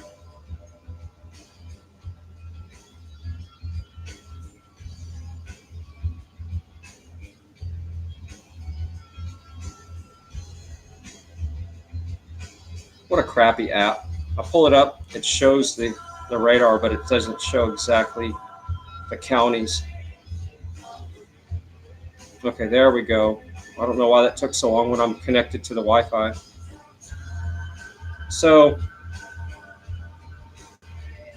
it looks like it's going to be south of here, which is good in a way because it's a big lightning storm. I mean, it's just a ton of lightning. And I don't care for lightning myself. We do need the rain. But yeah, it looks like Austin's going to get hammered here in a little bit. It's a slow-moving storm. And they were spraying a lot today, so maybe that's why I was in a funk. But there was a lot of geoengineering going on today, a ton of geoengineering going on today.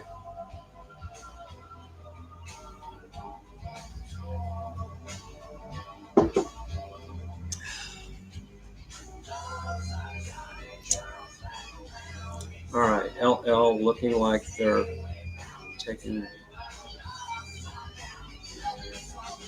Is there some drama in the chat room that I'm missing here? Let's see, Fried TV test.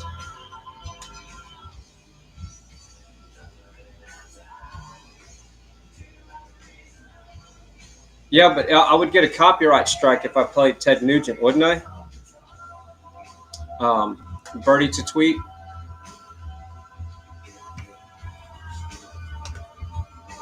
And if you get enough strikes on your video, they just won't let people view it. I've had that happen before when I was streaming Canada. I think 5 strikes on one video gets the video taken down sometimes. I know it happened in Canada. They just wouldn't let anybody view the video. It doesn't give you a community guideline strike, but the video it's put into jail, basically.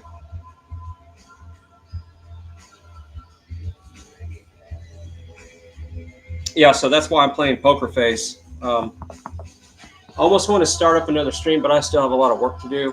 I might do a stream later tonight. Let's plan on that for my living room system there. And I want to test out the Poker Face music to see. I want to play it clean through my OBS, so YouTube will hear it perfectly instead of coming through a webcam mic like we're doing right now, and see if I can get a strike. I'm going to just play, I'll even play a Spanish version of their song just enough to where it would generate a strike. And then if I don't get strikes, then I'll be more excited about promoting them because I'll have music to play. And I can say, this is the music, this is the website, Poker Face.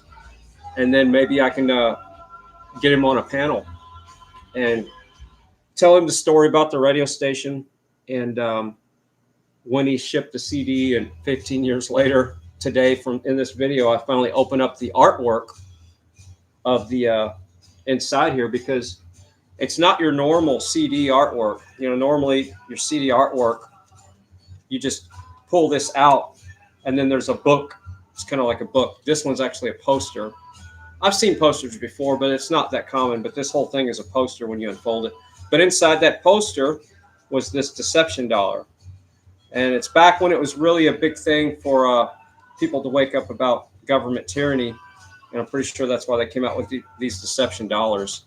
But yeah, I want to tell him that story. And it's cool that he still has the same phone number 15 years later.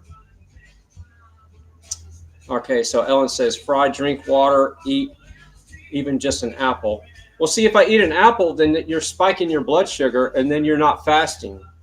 So the whole point, okay, so I don't know if you've been listening the last couple of streams, but I stopped all processed foods completely. The most processed thing I'll eat is organic peanut butter, and I'll show you what I have here.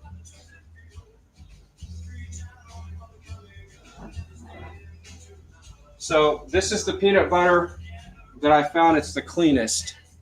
This is the Smucker's Organic Creamy, and they have crunchy. But you can get this at your grocery stores if they carry good peanut butter. I've tried all the others, and they just do not taste the same. They're not as clean. All this has in it is salt. That's it. It doesn't have palm oil. None of that crap's added. No corn syrup. And that's what you want to look at on the back. I'm going to verify it again. But you don't want your peanut butter to have any other oils in it. Okay, so here's the ingredients. Organic roasted peanuts.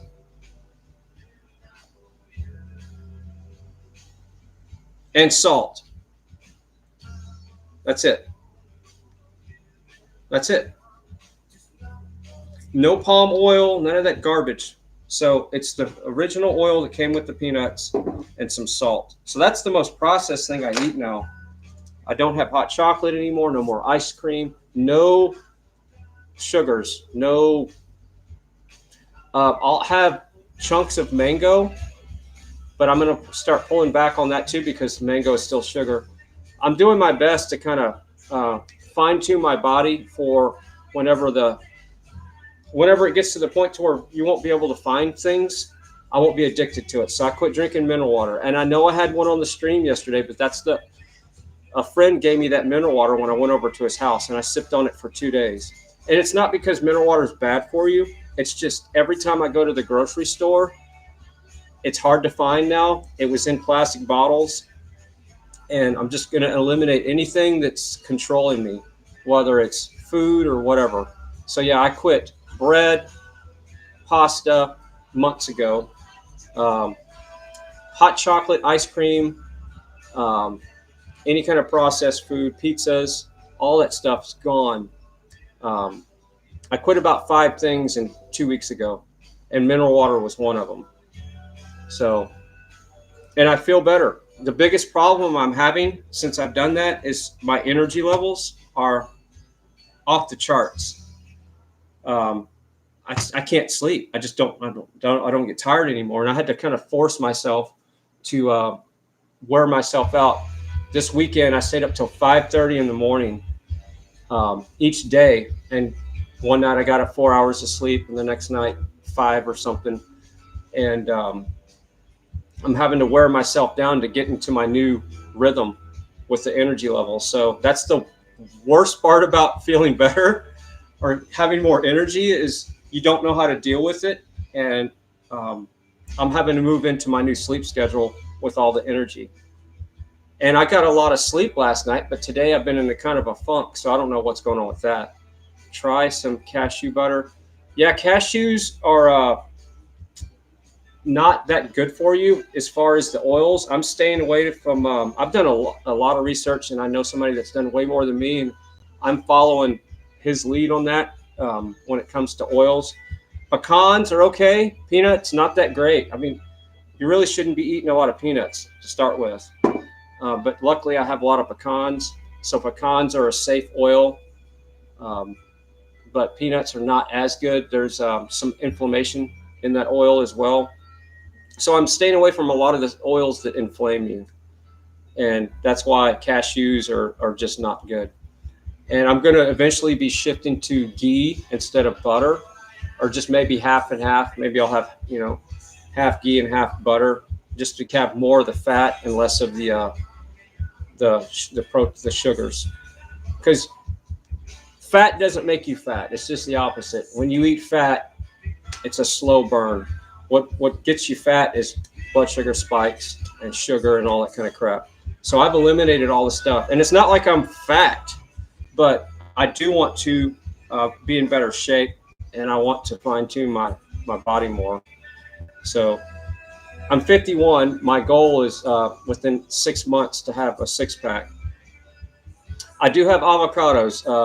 I'll show you what I say the most processed food. I'll show you this other thing that I have.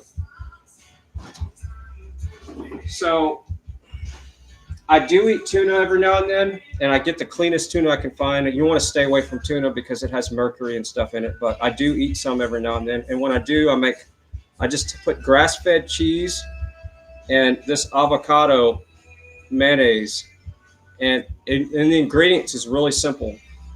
This stuff is $10 now. This was like $5 or $6 3 months ago, 4 months ago. Now it's $10. That's how much more expensive this is. But it's so much better than that other crap that I used to get years ago. But I've been doing avocado mayonnaise for probably 4, 5, 6 years now. And once you go avocado mayonnaise, you never go back. And it's not as toxic for you. So yeah, and it's not inflaming like the other mayonnaise is. But yeah, this is a processed food, and so is peanut butter. But that's as processed as I get now. For the most part, it's I eat grass-fed beef, eggs over easy. I'll even have bacon, but it's bacon doesn't have sugar in it, so it's uncured bacon.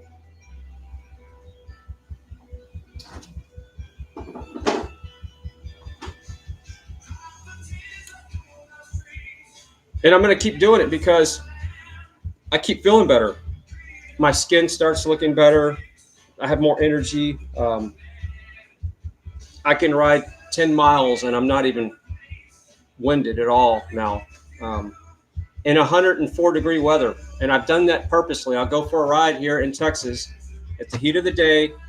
And the only thing that brings me back home is I start running out of water towards the end of my ride. And I just don't want to get that far away from the house and feel like I'm dehydrated, because you are evaporating water pretty quick when it's 104 outside. Yeah, it tastes good. So yeah, hey, supportfreedom.net. Your skin looks beautiful. Are you hitting on me? That's funny. That's great. And oh, distilled water. That's all I drink for that, and I'll probably have a tea here in a little bit. But yeah, I'm still going back and forth if I'm going to completely not eat anything today. And if you've made it this far in the day, not eating, I mean, it's 5:11 here in Texas. Why eat? Why put that burden on your system? So yeah, I'm going to keep running with it. And I even do this. So this is something else crazy that I do with my distilled water. I'll show you how extreme I'm getting. So I have 2 glasses here. And then I've tested this distilled water. If you watched the stream yesterday, it has 0 TDS. And I know it's in a plastic jug, but some things you can't eliminate. I'm going to start making my own distilled water. That's going to be a thing we're going to start streaming. I just got to research and find the best system, and I'm going to use the solar power to generate it. So what I do is this distilled water that I poured in here, it's kind of stagnant, what I would call dead water. So let's bring it back to life. So this is what I do with every time I pour a glass of water. And the further up you can get the stream, the more it structures the water. And it's actually structuring the water. Look up structured water. Water has memory. And in a perfect world, you would put some, if you really wanted to trick out your water, you could put lights and play music to it and get kind of goofy with it. But this is good enough here. You don't need to do the music stuff. A lot of that is just foo-foo. But this actually doesn't make a difference. So I structure the water. And sometimes I get in a zone and do it 9 or 10 times. I don't even realize I'm still doing it. So we'll just keep structuring the water here. And it does make a difference in the taste. You can definitely taste the difference between non-structured water and structured water. So do the test yourself. Grab you some distilled water. You can do it with any water and restructure it. I used to have a spinner. I made a spinner to spin my water up to structure it. And I had it set up on the counter, but the spousal acceptance factor wasn't that high. So I took it away. And now that I don't have to worry about spousal acceptance factors, I can actually put that back in. So I'm probably going to put my water spinner back in here. And it structured the water. It was really cool. Just look up structured water. People sell systems. Or you can just do it like this. This is what I do. I'm not selling you a system. I'm just telling you how to structure your water. So now that distilled water is ready to drink. Doesn't get any better than that.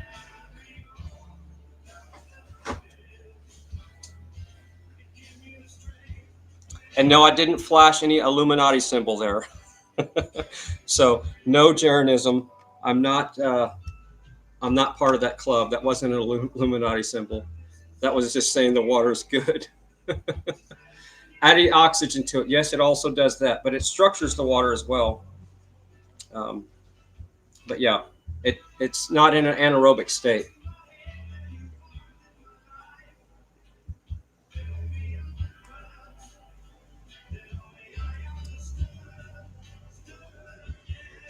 So yeah, that's another thing that you hear all the time. Distilled water sucks the minerals out of your body. You'll have to replace minerals.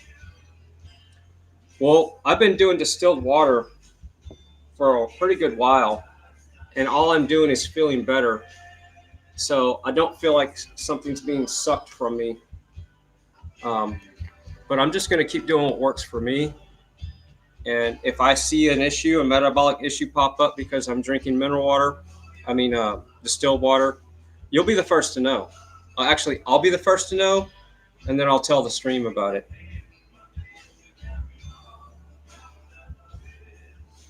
But you want your kidneys as clean as possible because your kidneys do a lot of work. So if you're putting clean water in your body, it puts less load on your kidneys. So I'm being, generous to my kidneys. So we'll see, right? Won't we? Let's see. Julie says, I make my own water using pink Hawaiian sea salt. All right, so Himalaya. I said Hawaiian. So this is what I use for salt. I use this, and I use, here's the two salts that I use. And I put 50-50 every time I put salt on something. So this is the Himalayan pink salt. You can see it's nice and pink. And then I also use this salt, which supposedly comes from one of the cleanest parts of the world. It's Real Salt is the company. This is also, quote, sea salt. Actually, Real Salt is what it's called. This is the company. Yeah. So Redmond, I think that's what that says. Yeah. So anyway, I use these two salts, and they seem to work for me. I do not really use much regular salt. And if I do, I make sure it has iodine in it, which I don't know. It's probably a bad form anyway. So I just kind of steer away from stuff that's that highly processed. Change water. Love. Put your best emotions. Yeah. Water holds memory. Yeah. And energy. Yeah, water is the most magical substance. I've done so much research on water back when I was doing the airlift systems for the well pumps and structuring water, and just know that the well pump that I designed, I had an ozone machine. So the water well runs on an air compressor, a little bitty air compressor, like this big, and it's a 110 compressor. So I had the compressor in the garage at one point. Now it's outside, but when I had it in the garage, I had an ozone machine, and I set up a box where the air was being sucked out of the box. The ozone machine was in the box, and I was ozoning the air going into the airlines. Your connection is unstable. Please wait while we try reconnecting. What the hell are you talking about?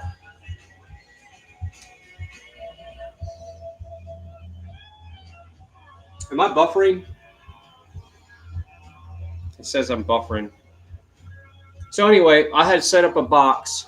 It says your connection is unstable. No, I'm not buffering. Okay, whatever. So good on my end. All right, so I set up this box, had the ozone machine in there, and I had the pipe coming out, and I was basically, the compressor was sucking ozone and running it all the way down to the well. So I was putting more oxygen into the water as it was being lifted up to the surface. Back when I used to have the water piped into the house, I don't have the water piped in the house anymore. So I don't have the ozone system set up on it. So yeah, I played with all kinds of water and structuring water. I was even going to make a Lord Kelvin machine, and I still might make one of those just to show people what it's about. But you can create static electricity with water. Look up Lord Kelvin machine. And I was going to take and make a Lord Kelvin machine and put capacitors on it and light LEDs with the Lord Kelvin machine. It was just going to be an intermittent light pulse. It wasn't going to be a constant light source, obviously. But yeah, look up Lord Kelvin machine, and it's basically creates a static electricity arc with water flowing. So yeah, I've done so much research on water, and just you think you know about water until you start diving down deep, no pun intended. And water is the most amazing substance. Steam engine is one of the most powerful things in the world. That's why trains were steam engines at one point. And water is one of the only things in the world that can be a crystal or in a liquid form. And it really just changes states. And like a steam engine, you can take the energy that's exploded out of the engine. Basically, it's a vapor. You can take that vapor and turn it right back into water. So a steam engine, you could collect, in theory, the water that you're using out of the engine. And yeah, so water is amazing. There's more water in this world than you can imagine. And yeah, a lot of it has salt in it, but and other minerals. Yeah. You can change water just by, I'm going to switch the music up. Hold on just a second. Let's see. We're going to play some more Poker Face. We'll just keep the Poker Face in the background here. And water is a lubricant. So that's another cool thing about water. It's a lubricant. That's why we use water to wash things. Water is a lubricant. Yep. Sea salt is better. Yeah.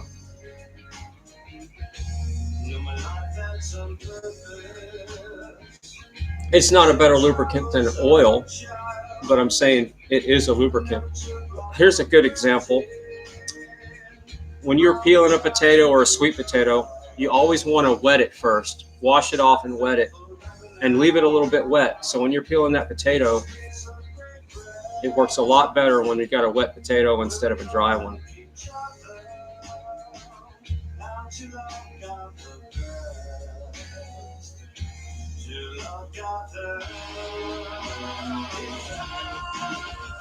So the vehicles that run on water were steam engines.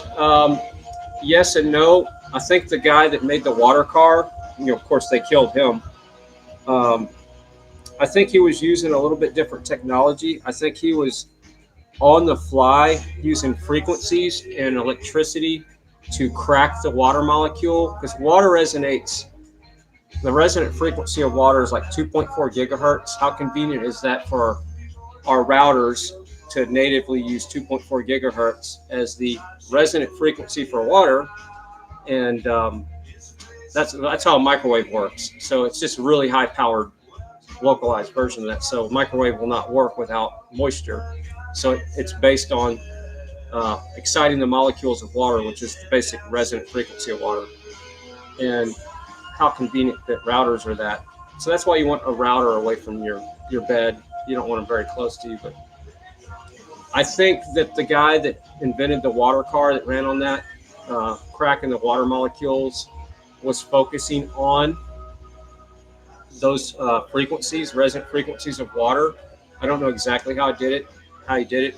He probably had some kind of electronic injector, and it was cracking it on the fly. So, because he didn't have a steam engine, it wasn't a steam engine, but he was making hydrogen, the way I understand it, on the fly as it was entering the manifold, and he made enough hydrogen to where it wasn't a burden on the alternator system. And that's the problem with a lot of these modern day hydrogen systems, that are handicapped, they're doing it backwards. They're making the hydrogen starting with the they're focusing on high current, and I think he focused more on high frequencies and lower current, and that's what allowed him to create the hydrogen on the fly. But I have no idea. I haven't researched it that much, but I know that he did have a water car that worked, and it was a buggy. And the story is the people wanted to buy the patents or the technology, and he wouldn't sell it, and he got poisoned at a restaurant because he wouldn't sign a contract, and he died soon after that. His brother tells the story, but yeah. But yeah, I look up a water car. It was a Volkswagen Doom buggy, I think, that he converted to run on water. But yeah, we can't have that. That would be a threat to the power structure. So we got to keep running the gas stuff, the crap that I was playing with under the truck. Maybe I should start working on my own. No, I don't want to do that. Death by creating your own water car. If you want somebody to kill you, just create a car that works off of water. Just create a vehicle that works on water. But so for some reason, they don't have a problem with the golf cart running on 100% solar.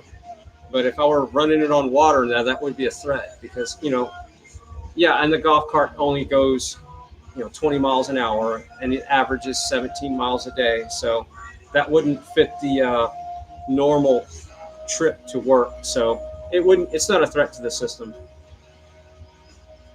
All right, so wasn't the security guard shot Buffalo recently a water car patent seeker too? I don't know. I kind of haven't been looking into that in a long time, but it sounds like they're still picking off the people that are involved in that. Supportfreedom.net. So I used to run my bus on chip shop oil. I used to run my tractor on grease, fry grease, used grease from restaurants. So a friend of mine in town at one time was collecting all the grease, and he was running his generator on it that ran his air conditioner in his shop. So he had his AC system in his shop hooked up to his generator, which was running on a grease, and he was pre-filtering it for me with just a sock. He was just filling out all the particulates, and I would get that from him, and I would run it in my Yanmar tractor. And the exhaust smells like you're frying French fries. Your exhaust doesn't have that nasty smell like diesel smells like. And the problem with it is, though, if you don't run it, it's not good in cold weather because it'll gel up. And you got to run it every day, or in the summertime. It's got to be warm in a warm climate because it did clog up your injectors in the cold. So it was cold starts were really hard to do on vegetable oil. But yeah, I ran my tractor for the longest time. There's videos, actually. I'm doing cold starts, and I think on one of my other channels on organicmike.com, not .com, Organic Mike YouTube channel, you'll see me starting my tractor on French fry oil that was used. So yeah, fish and chip oil. Yeah, it's the same thing. It's just all used oil. Yeah, the filters have to be changed more often. Exactly. And the filters get funky quick. That's the biggest problem when you're running on used oil. But yeah, I still have the tractor. The engine runs, but I broke a gear in the rear end. And that's a whole nother story. I just needed a bigger tractor. That's what it was. I needed a tractor with a cab.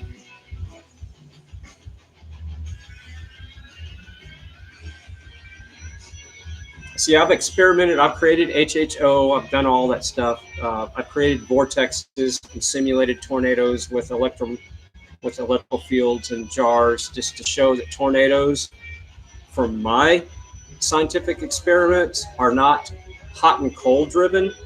They're electrically driven. They're electrical in nature. So you can do these own experiments yourself. But from all the tests and the scientific tests I've done with a tornado, you can recreate a tornado a vortex, okay, not a real tornado, but a vortex in a glass jar with DC electric current, and which can prove that a vortex will exist in electrical current. That's what a motor is.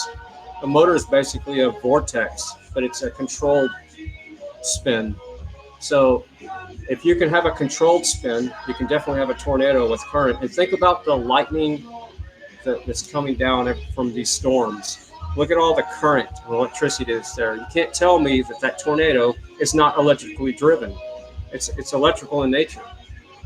But maybe, it doesn't really prove that. But I still think that tornadoes are electrically driven and not hot and cold driven like some people would tell you.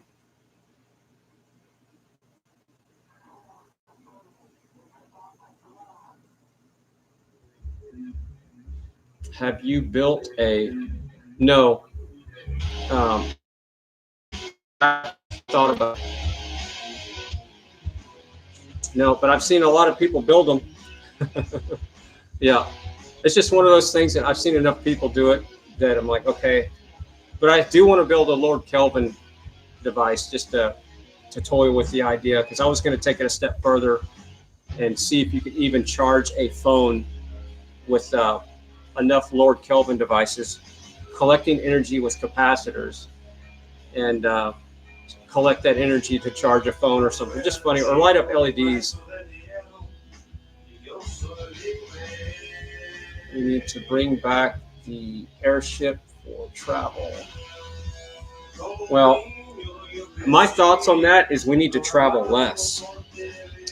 With our modern day technology, most people don't need to drive in to go warm a seat and play pretend work, have the donut meetings, and let's have a meeting at 10 o'clock and have some donuts and all that stuff. Because I've been there and done that.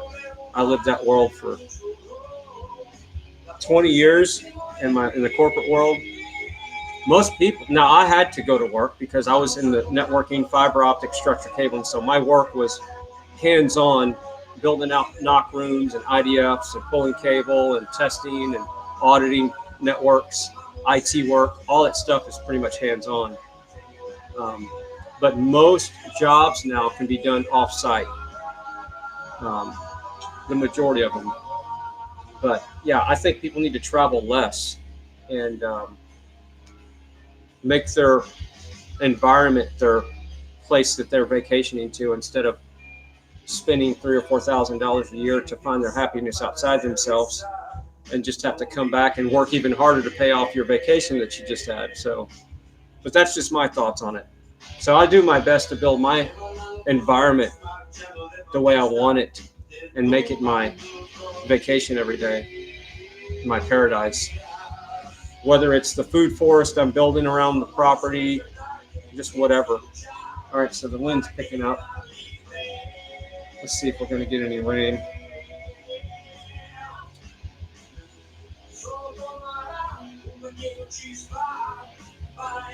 Well, we're still going to be, looks like it's going right on the edge of us.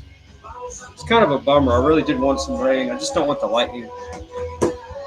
Nightbot, love you too. Yeah, somebody's trying to get me to eat donuts. Still haven't eaten anything today. I still think today's going to be a no food day for me. Yeah, well, Convoy, that's what basically ended the last relationship with the one that had Ginger. She wanted to travel all the time, and she wanted to do stuff away all the time, just wanted me to go to Hawaii and all this stuff. And that's just not me. I'm not talking to you. I spent my majority of my professional career on the road. I would average about 113,000 miles every couple of years on my vehicles.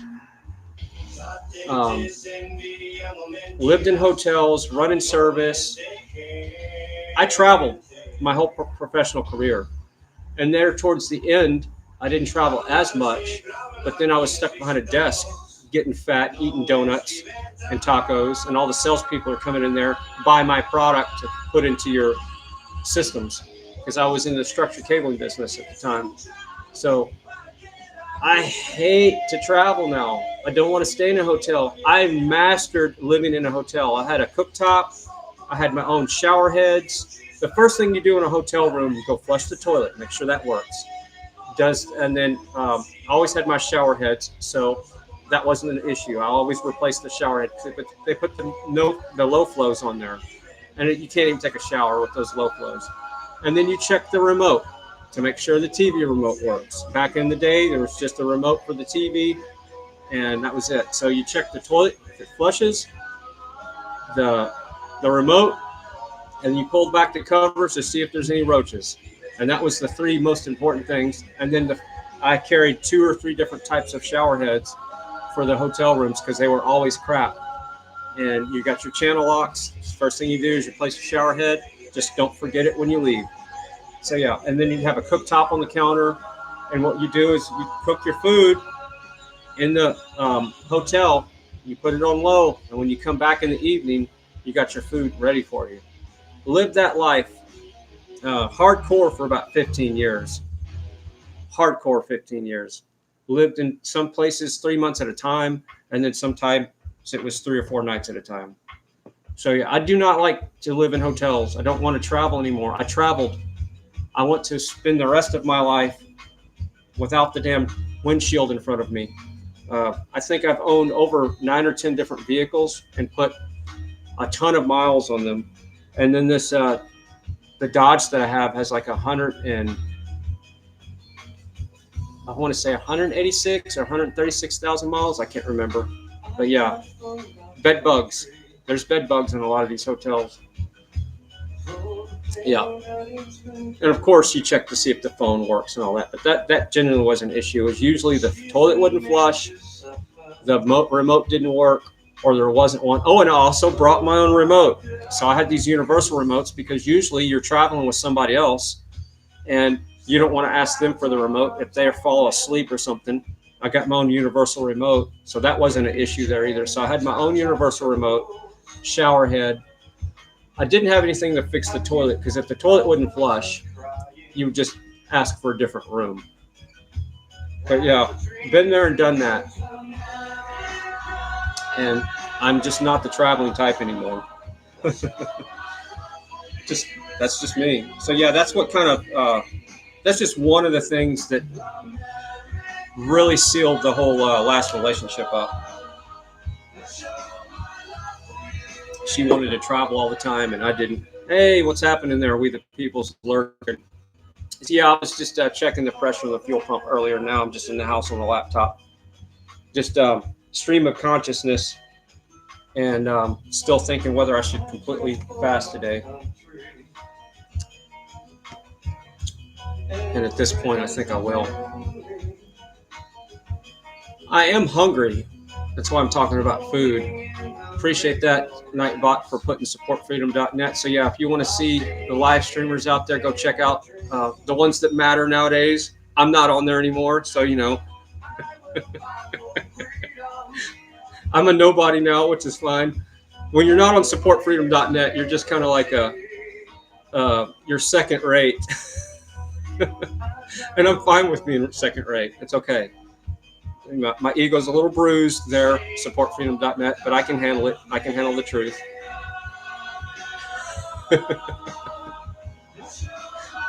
Yeah, he's probably not listening anymore.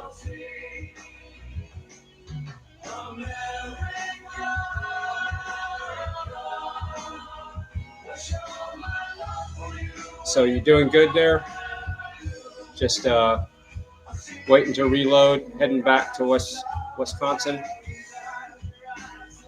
Yeah, I talked to GW for a pretty good while on the phone yesterday, and he said his diesel bills were just killing him.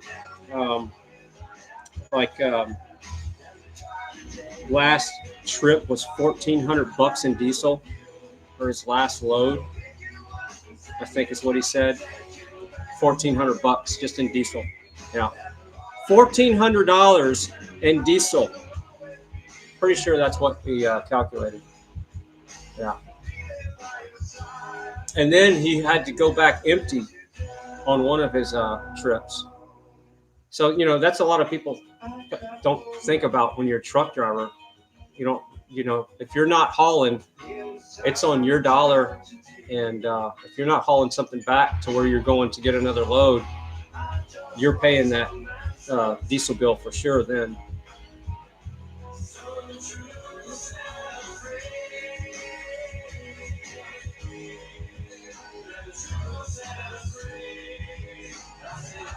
All right, I need to go take a 10-100 real quick. Okay, I got, let's see, Fried TV. I got limited on buying truck diesel to 150 gallons. All right, answer that question and where. And I'll read that when I get back. I'm going to go take a 10-100 real quick.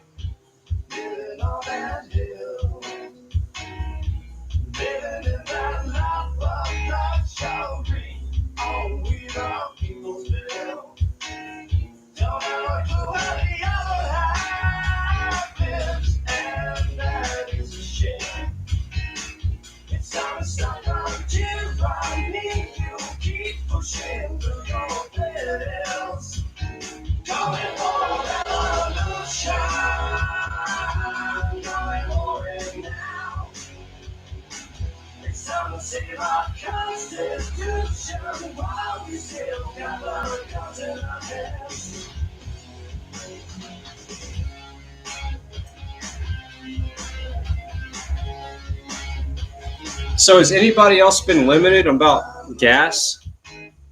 You can only buy 150 gallons at a time.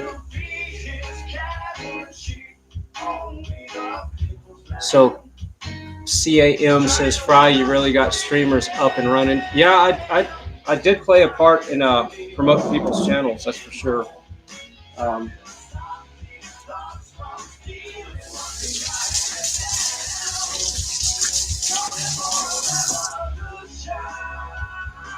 It was fun. Back in the good old days, I remember when I was streaming Canada, the stream had like 3,500 to 4, almost peaked out at 5,000 people watching at the same time back in the good old days. And then the channel would average around 1,500 to 2,000 when it slowed down when we came to the States restreaming. And then there was times where we could take a channel from 30-something subs to over 1,000 in 30 minutes. That was the fun part about restreaming, is promoting somebody's channel, you know, that nobody knew about, and getting them exposure, and then boom, they're out there live streaming the convoy.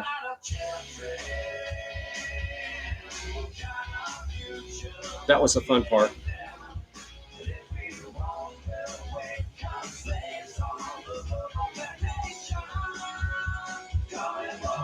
Your Freedom Rising's in the chat. So Your Freedom Rising says, I'm having problems finding ethanol in my small town in Ohio. Well, that's probably not a bad thing, because ethanol, in my mechanic mind, having to deal with it in small engines and vehicles since they started putting it into the fuel, it destroys the fuel system, and it's seeking water, so it's always looking for water, and it just pulls water into your system, and your vehicle it's not happy time for your vehicle. So I buy ethanol free gas. I pay extra to not have that crap in my fuel, so I can have fuel sitting there for a lot longer without ethanol in it. So all my small engines, ethanol, trucks, everything that I have is ethanol free gas. And Quick Trip here in Texas sells ethanol free gas. and it's more than the premium gas. But in the long run, with the way my truck's set up, and I don't run them that much, that's what you want to do. Yeah, ethanol is just crap to start with. It's just the biggest. It's another crap hole thing that they started doing. Okay, so this makes sense with ethanol. It's supposed to be green, right? So how do they make ethanol with corn? Well, how is corn made? Tons of water, diesel, tractors, oil, plows, transportation, water. That's how ethanol is made, with chemicals, because that corn is GMO corn, and they're spraying it with all this crap. You got to spray it with your crop duster, so now you got airplanes involved, and all that's supposed to be better fuel. It's a bunch of crap. Ethanol is the biggest joke. And I hear people tell me, and you know who you are, it's an interim technology. It's an interim technology. It's crap. Don't even have that technology there. It shouldn't be interim. Stick with the regular gas, the diesel right now, and then figure out something else. But no, ethanol is horrible. And I've had so many carburetors that I've had to rebuild, and fuel lines to replace, tanks rotting out. It's just the worst thing you can do for your engine. Ethanol is the biggest, con job. Yeah, ethanol is crap.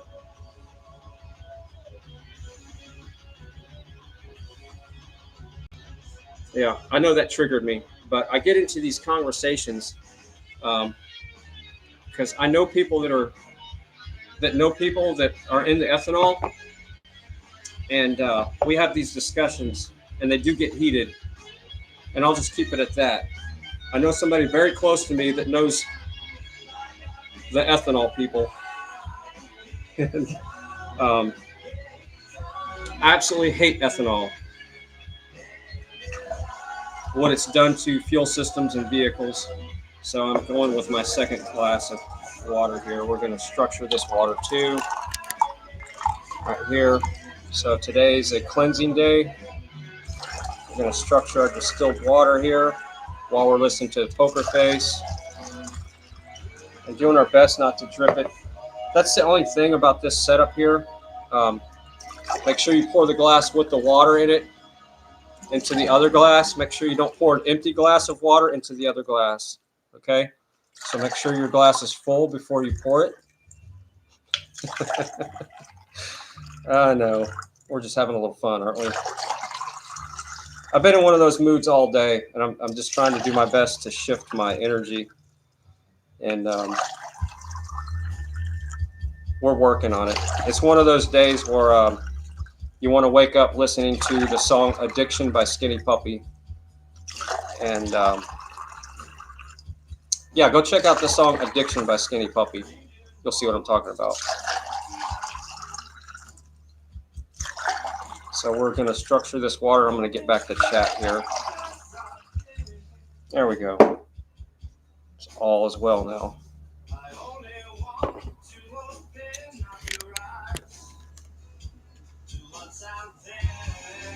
All right. So Deborah Jeffrey says, "What the heck are you doing? Is that a stress release?" No, I'm structuring the water. No, the only thing that relieves stress for me is going for a bike ride. Doing my best to stress my body, and it just kind of gets you away from the stuff that kind of holds you back.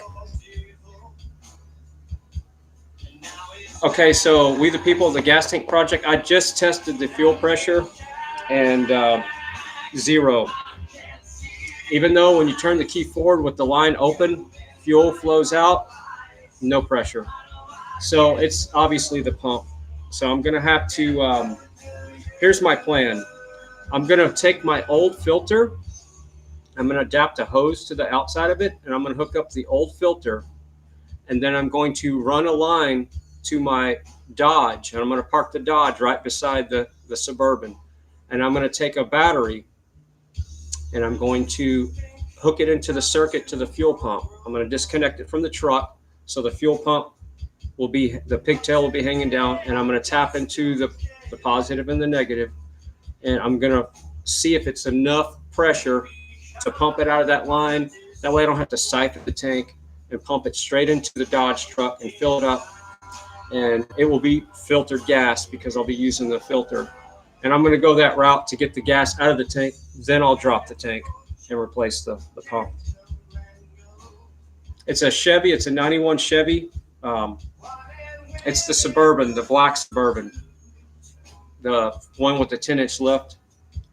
The good thing is it's high enough off the ground where you don't have to jack the truck up to get the tank out, or have it parked somewhere. Send an email. Other hydro car builder. Cool. So supportfreedom.net sent me an email of the other hydrogen car builder. Yeah, and I haven't looked into that stuff in probably well over 10 years, at least. Like hardcore. There for a while, I was building my own hydrogen generators in-house, just experimenting with. The problem with the hydrogen generators that the people build on the internet is the metal will start corroding, deteriorate your washers, whatever you're building it out of, and your water gets funky.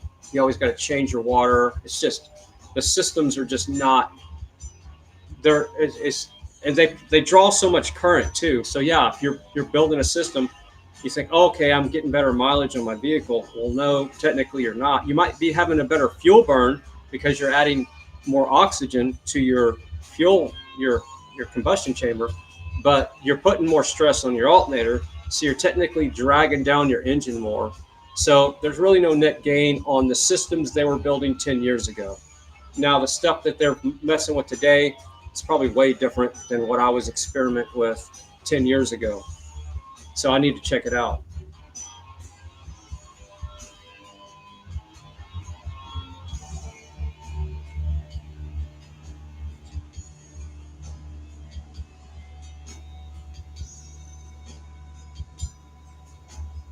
Yeah, I got so many things I need to fix. I got a Roper garden tractor that I just need to replace the battery in so I can do a little work on the property. It's got a blader on the front. It's the small garden tractor Roper made back in the day, and it's got a manual blade where you have to pull it back, and there's no hydraulics on the tractor. But I use it to move wood chip piles, to do landscaping. I do some small gardening. If I need to plow up something. I do no-till for the most part for gardening, unless I need to break up the grass and kind of blade it away. So what I do is I plow up a section if I wanted to make a garden somewhere, and then I blade the grass away to try to get the seeds that are on the top of the ground away from the garden. But for the most part, I'm not growing as much as I used to. And right now I got renegade gardens in the front yard where it's arugula, some dill, some moringa, and the seasonal blackberries, and the mulberry tree, and the figs, and then a Chinese strawberry tree. So yeah, and some sunflowers. But yeah, I'm not really gardening heavy lately because I haven't really had the time. Today has been the first day I've had a Monday free in weeks. So, and the funny thing is I'm in a funk today, and my day has been free when it comes to workload. Does your arugula reseed itself? Yes, and that's where I get the seeds from. Arugula is one of the easiest things to grow, and I just take the seed heads and I'll put them in a box. I got a box full of them still, or I just thrash the seeds back out, and they just keep. In a perfect world, you would be planting arugula about every 2 or 3 weeks. So you have the perfect arugula leaf cycle, because as the arugula starts bolting, producing seeds, it changes its texture, and it's not as, it's just the leaf structure changes. Yes, mulberry trees. I've been planting mulberry trees. I have 2 special trees that I cloned. So I got one tree from my mom that I transplanted from her property because it was one of the unique mulberry trees that holds on to the fruit until you were ready to eat it. Most mulberry trees in this area will release the fruit right before it's ripened. So I found two varieties. One I transplanted, and another one just popped up beside the house. And that's the one in the front of the house here. And I use them for cloning. So I cloned two different mulberry trees, and that's how I have so many mulberry trees on the property now. And all I do is I take and cut the limbs off right when it's before springtime, right when they're starting to bud out, and I'll go and stab them in the wood chip piles. And the wood chip piles are lined up where you want the trees, obviously. And then I'll just stab them in a deep wood chip pile, and I'll probably do 60 of them, and maybe only 20 or 7 or 10 will take. But that would have been trimmings that you were going to cut off the tree and lay on the ground anyway. So you have nothing to lose except your labor and your time. So I just cut off the limbs, stab them in the wood chip piles. The ones that take, they grow like crazy, like Jack and the Beanstalk. I'll go and do a stream of it one day and show you the mother tree where I cloned from that's growing in the sand. And then the tree that I stabbed in the wood chips, it's bigger than the mother tree now. So now I can take clones from those trees because they're growing like crazy. And there's my another clone tree. So all the mulberry trees on the property, the ones that have been stabbed in the wood chips, are clonable trees because it's the same mother plant. So yeah, mulberries are awesome when they're ripe. Let's see. Yeah, so I like cloning plants. You have 3 mulberry trees. So Julie, does your trees, do they hold the mulberries where you can eat them, or do they drop right before they're ripe?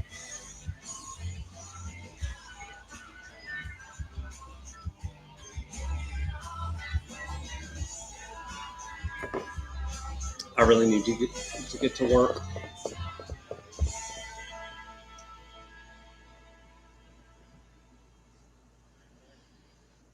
Good evening, Fry TV. Right along, gang. Sent over. Cool. Glad to see you. Oh, yeah. So everybody check out Ride Along Gang. I put his link at the top of the chat. Appreciate Ride Along Gang for the shout out there. Like I said, I was doing fuel pump testing, and now I'm in the house just kind of rambling on a bit. 2.5 hours later.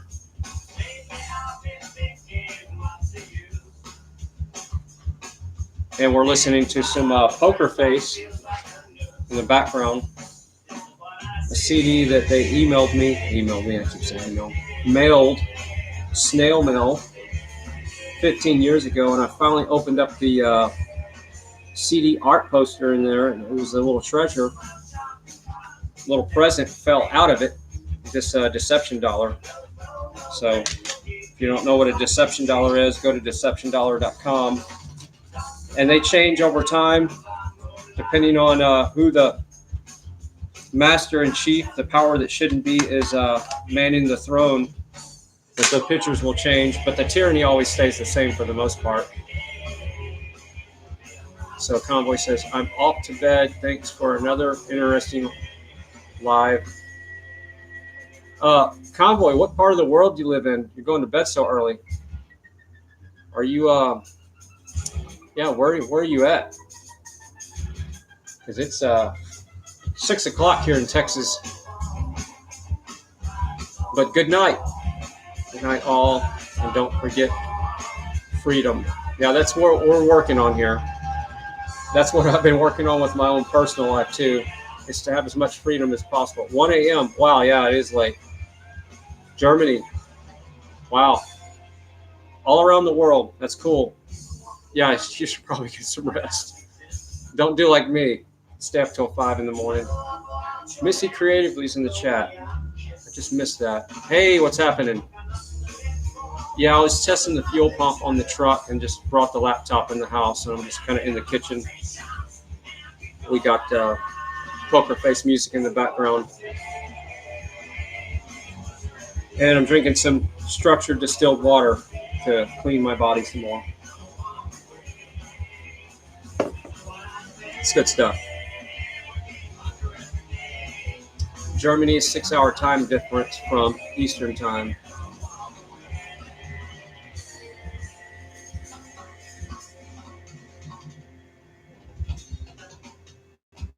All right, so I'm probably going to be wrapping up the stream here so I can actually get to my day job. And I'll be moving over to the stand-up workstation, which look at that. That is happy time over there. Look at that. All right. There. Now I can stand up and work. Or if my knees get tired, all I have to do is hit this button right over here.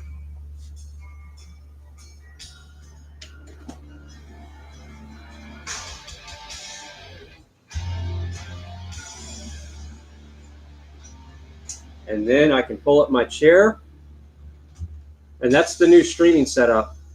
I know it's only 3 monitors. It's not 5 like the other one, but I seem to be able to stream without feeling like I'm at work so much from in that environment, because I get to see out the back window on the property. I get to see the Purple Martins.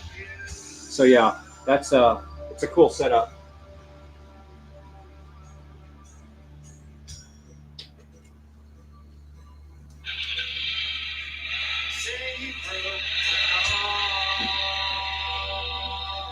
Yeah, so that was definitely an upgrade, and I've been slowly adding to it. You know, got the mixer there for the. And another cool part about working in here is the sound system. I wish it could come through a microphone. How cool it sounds! Yeah. But yeah, if you haven't seen the old system, if you're here, I'll show you the old streaming system real quick before we stop the stream. I know everybody's probably seen it already, but if you haven't, we'll just go take a peek at the difference. I'm going to unplug this mouse, and we're going to come in here with the laptop. This is going to be kind of crude. But yeah, I'm working off of 3 screens like a peasant does now. So that's my peasant streaming system. So this is what peasants stream from now. This is actually my workstation that I do my daily workflow. And so that's the 3 screen system there. It's really hard to do when you're holding a laptop. But yeah, that's it.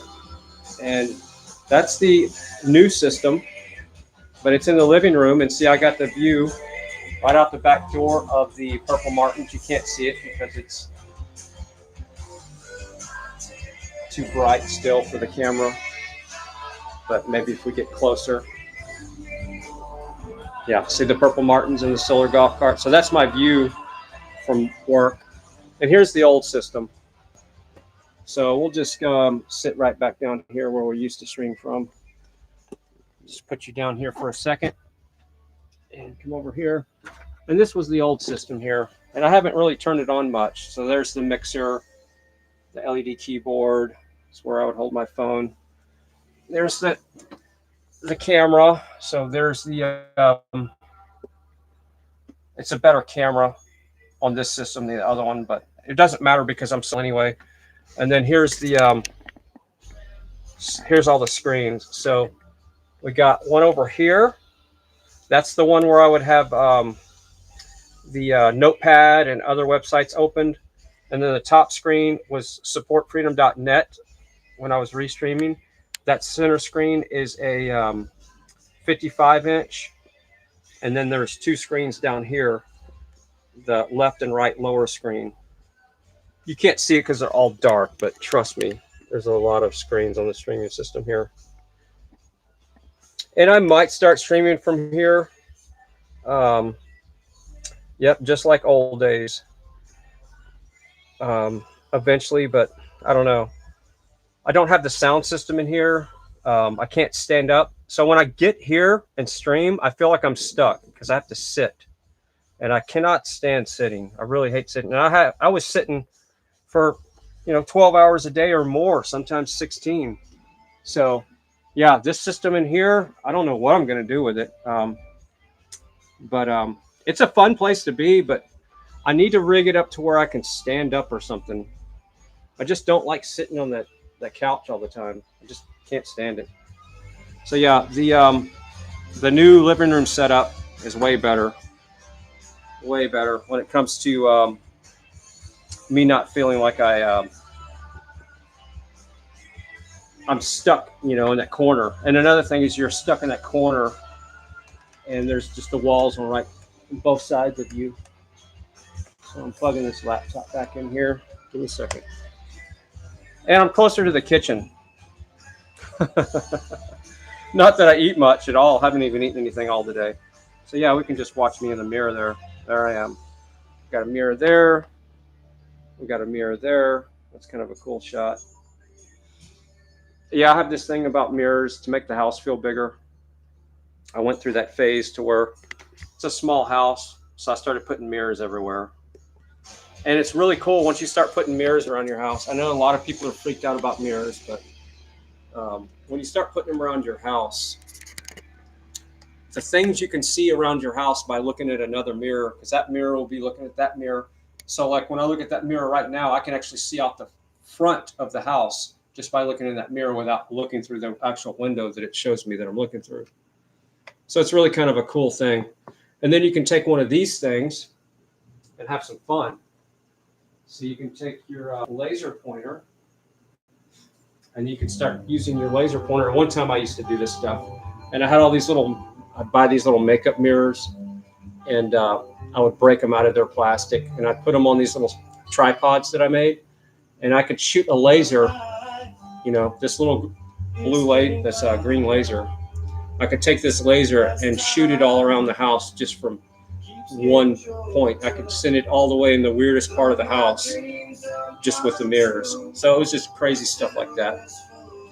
Back when I had a little bit more spare time.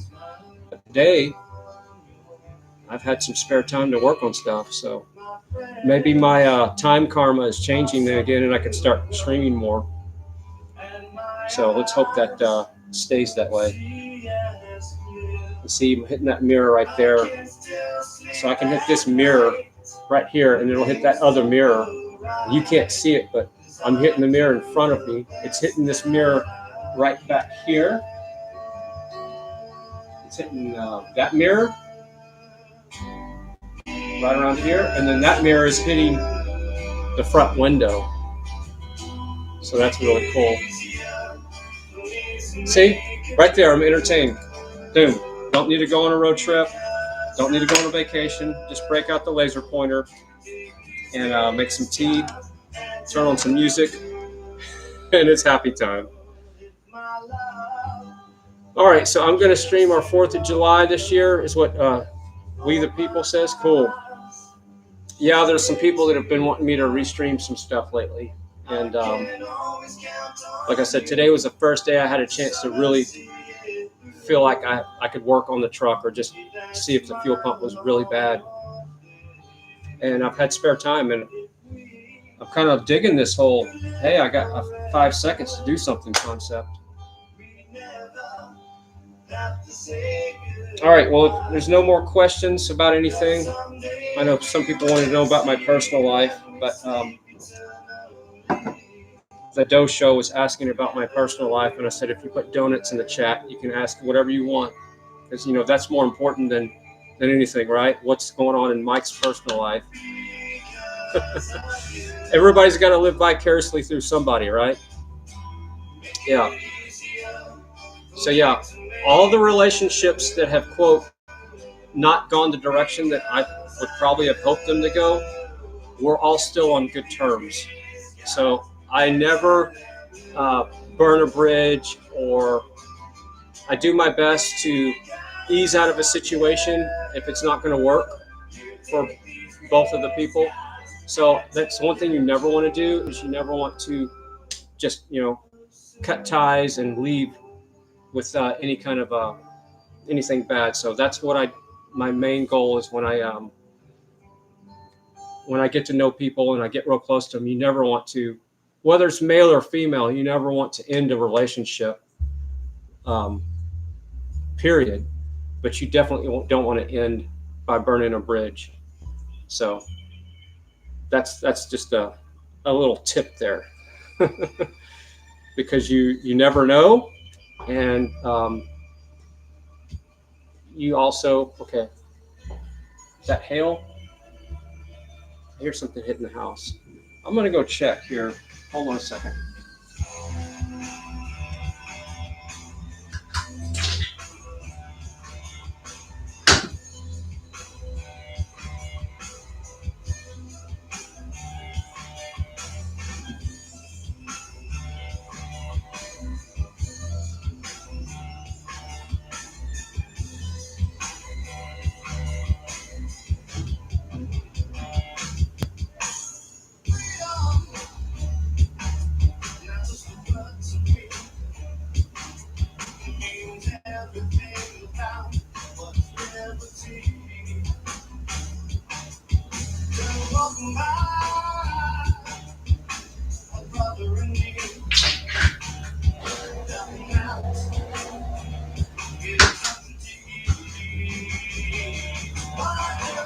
All right, so I heard some things hit the house. I don't know what that was, but I don't think it's hail, but there is some pretty rough storms right next to me.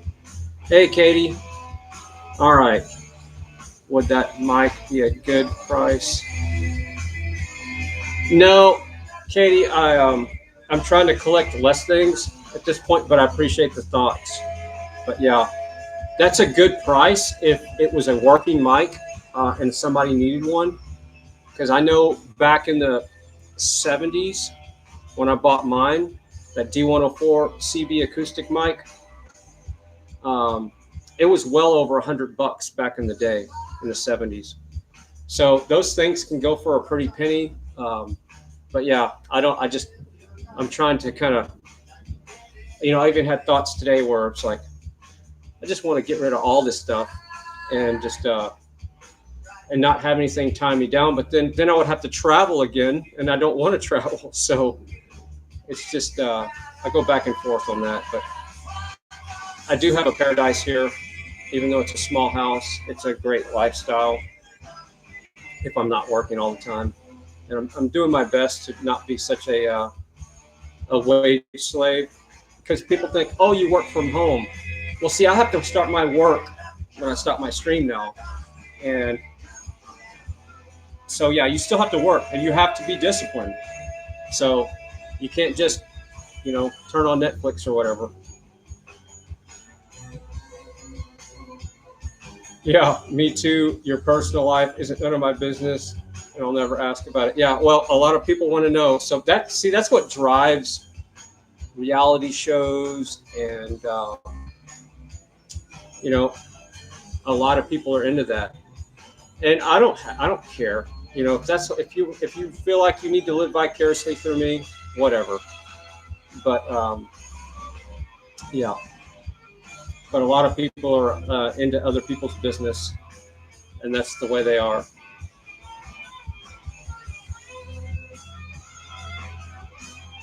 So We the People says, if you want to do any other things, go ahead and do them. We have your back always. Yeah, I guess you're talking about streaming other things. Well, here lately I've been focusing on my physical health, because everything else will follow when your body's more fine-tuned. That's what I've learned and discovered a long time ago.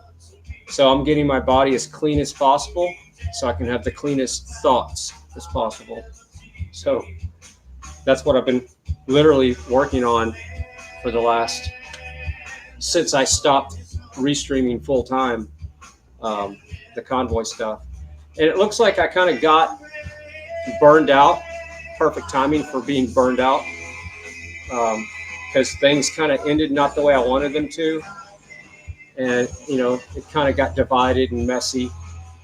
So it was kind of good timing in a way, but I would have liked to have been streaming that day whenever things fell apart, just to have it archived. But that's just me being selfish on that part of it. So there's plenty of streams where you can go out there and watch how the convoy ended. But yeah, it did not end the way I thought it would. I saw things getting kind of rough towards the end. I had no idea it was going to end that way, and it is what it is. I can't do anything about it because I was just restreaming and supporting people that were putting eyeballs on it, trying to promote. Okay, the light's dim. So I have power backup system set up here. So whenever the power goes out, hold on a second, I need to switch some stuff to the grid. But yeah, we could lose power here.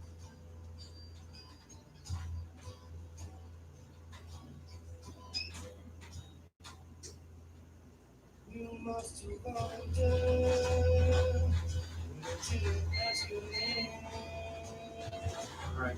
See, that's what happens. I left my half of my studio running on solar earlier, even though the fridge was on the grid.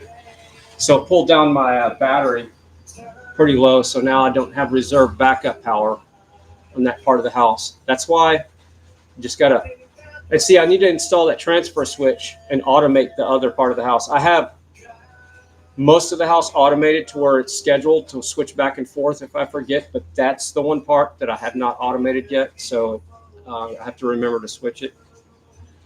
Yeah, I don't think there's any tornadoes. I haven't seen any alerts on tornadoes, but yeah, we're finally starting to get some storms coming, and they're in the red now, right on the edge of us. I thought it was going to skirt right beside us, but that really hardcore red stuff is right beside me. Um, that's the stuff that's producing that intense lightning. And I am terrified of one thing right now in this world, and that's lightning. Yeah, it's raining pretty hard right now, but um, like I said, I got power. Okay, so the lights are starting to flicker. We're probably going to lose power, but what happens is this kitchen light runs on my power backup system, so it'll kick over to solar, and everything's going to be fine. We'll have plenty of lighting in here. The light will. You'll see the light flicker. It'll hit the UPS, and then it'll kick the solar. So you'll see it change twice, and then we'll be on the backup system. Yeah, we haven't had rain here in a long time. This is the first rainstorm, and we can't get normal rain. It's always got to be something intense. But that's okay. I'll take it anywhere and get it. Just no tornadoes. So we, the people, said a lot of us got burned out. Yeah, and yeah, I was streaming. I was averaging 4 to 4.5 hours of sleep a night. We, the people, and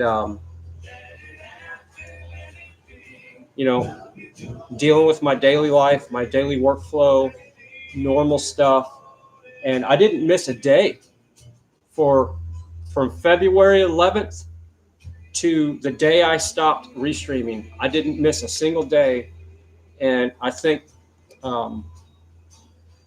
it could be close to a record. I don't know. I'd have to look into it as far as how much time somebody streamed without missing a day. But yeah, I got burned out, and I don't know what it was. I mean, but it's like it snapped. Something snapped in me, and I'm like, that's it. That's all I can handle. And I know I told everybody I'm here for the long haul. Well, when you get burned, um, that's it, man. When you get burned out, there's just no going back.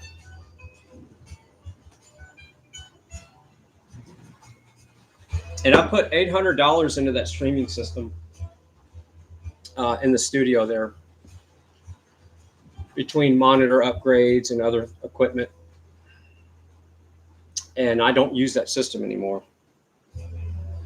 And I look at the money that I donated to people. Yeah, so somebody just super chatted. Does that say Evil Gamer? Appreciate the $6.99 super chat there. Wow, I guess that says Evil Gamer. Shout out to Evil Gamer for a $6.99 super chat. And I guess that's Canada, because that says CA. I guess I got that right. So yeah, when I got burned out, and I started with the Canada stuff, but it was like a switch flipped. And I don't spend any time in that studio for the most part. And that's a fun place to be for anybody else but me right now. And I still don't want to be in there. And I don't know how I'm going to fix that. Because I have that amazing system that I put all that work into. And it's just probably just going to take time. And I think the only time I'll probably start streaming from in there is if I have somebody here that wants to sit on the couch, and we can do like a guest stream, like a guest person, and then I'll use that system. Check out this rain. I don't know if you can hear that, but we'll just open the door a little bit. So Bobby sent you. Hey, Bobby, Frankie Bobby? Cool. Big shout out to Frankie Bobby if that's what you're talking about. So yeah, Ride Along Gang, his link is pinned to the top of the chat. Go give him some love. Give him a little quick deep fry. If you're not subbed to Ride Along Gang, go sub to him. And it looks like Bobby is sending people over too. So go give him a shout out. Let me see if he's live. But yeah, we haven't had rain in a long time. I need to go check the tank. The Cowboys Mosh is live. Tyson Hockley's live. He's restreaming. Let's see who he's restreaming. There. That's funny. So it looks like my stream just buffered. That's funny. So I need to stop pulling up other people's streams because it just buffered. See how Tyson Hockley is restreaming me. That's funny. So I need to write on a sheet of paper. Big shout out to Tyson Hockley. Did you hear Julius's song? Yes, I actually heard it live when he premiered it that night. Yes. Heard Julius's new song. Definitely love it. YouTube channel. If anyone wants to catch the live stream on the 4th. Yeah, so everybody go check out We the People. He's going to be restreaming the there's a little lightning action. He's going to be streaming his Independence Day stuff from 9 p.m. At 9 p.m. is when he starts. So I guess it'll be fireworks and a little shindig.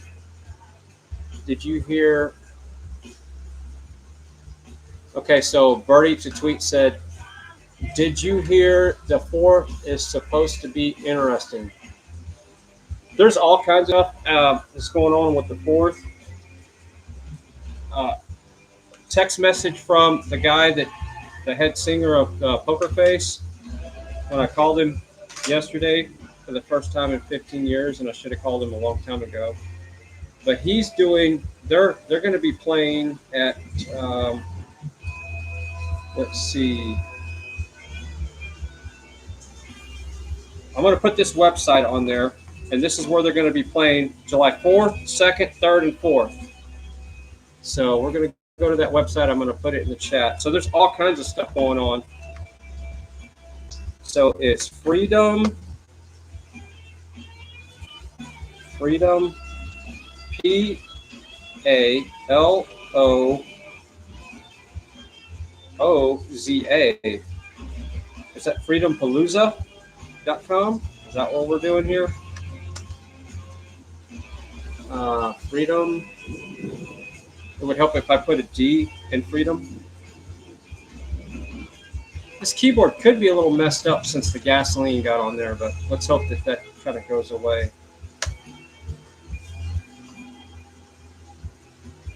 Come on, Freedom. Go into this website, and it's just sitting there spinning and spinning and spinning. Freedom Palooza. Maybe he put too many O's in there. Let me just click on my phone and see if it goes to the link. I could have a typo. Yeah. Anyway, I'll put it in the chat here in a second whenever it comes up. Okay, the lights just flickered, so that means that the we're on backup power. FREEDOMPALLOZA. Yeah. Why can't the laptop go to the website? Let me just Google search it and see what's going on here. Copy. Yeah, because they're going to be playing at this event.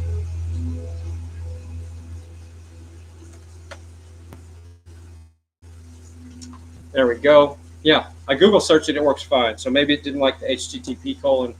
All right, so we're going to do this. No, it takes me to a Blogspot website. Yeah. Okay, so yeah.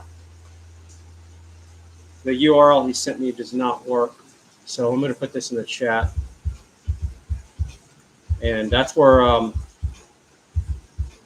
Poker Face is going to be playing, it looks like. Let's see. Freedom Palooza.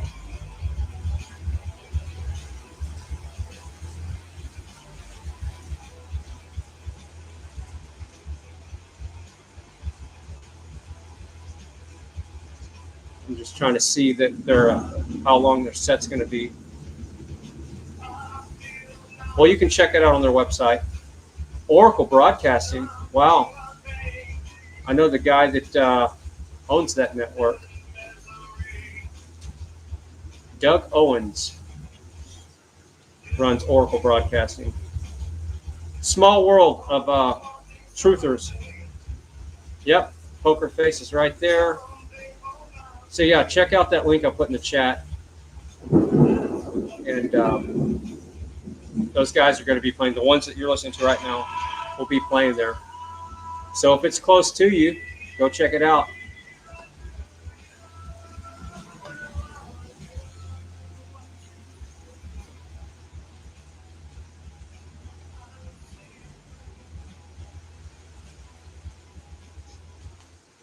Yeah, that rain is nice. I need to put the camera on some stilts here before I stop the stream. The lightning's getting a little bit closer.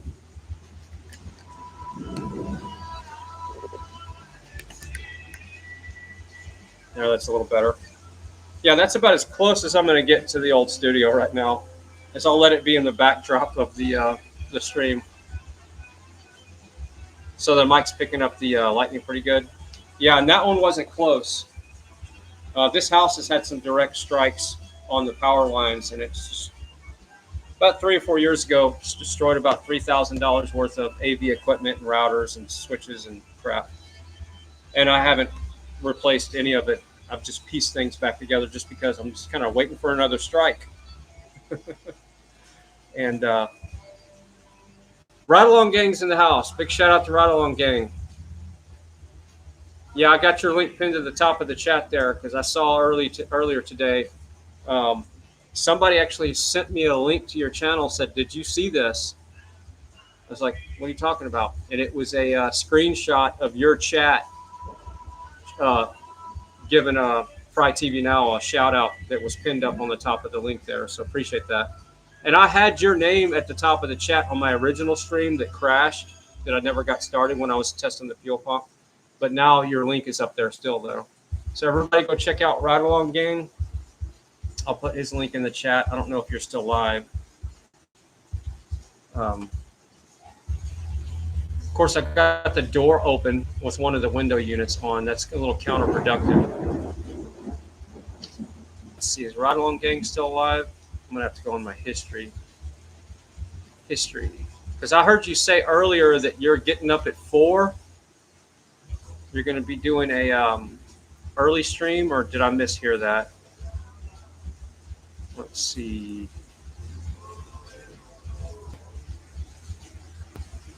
Because I had you up on the big screen watching you earlier today. Let's see if you're still live.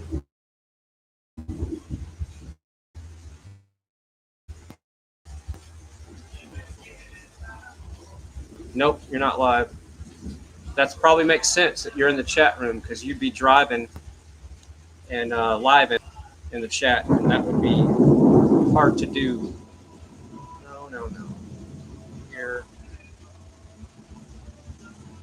I'm going to put his link in the chat. Just got to get my... I'm really handicapped streaming from this laptop.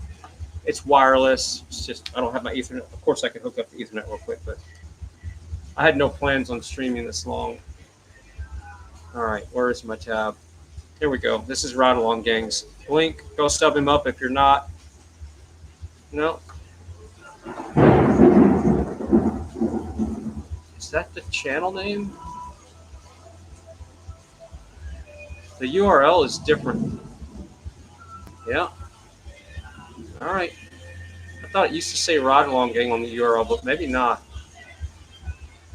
All right, there we go. That's Ride Along Gang's right there. Yeah, you just shut down. Okay, gotcha. So everybody go sub him up. He's going to get an early start, I think. 2 streams tomorrow. First one starts around 4 a.m. So I heard that right. Yeah, so your first stream starts. I was lurking. I just was not in your chat. You were up on my TV, and I didn't have a way to chat back. Ride Along Gang. So second stream is going to be a hot one, a hot challenge at 4 p.m. Oh, okay, gotcha. So yeah, everybody go check out Ride Along Gang. He's oh, is that lightning? That was a pretty big pop.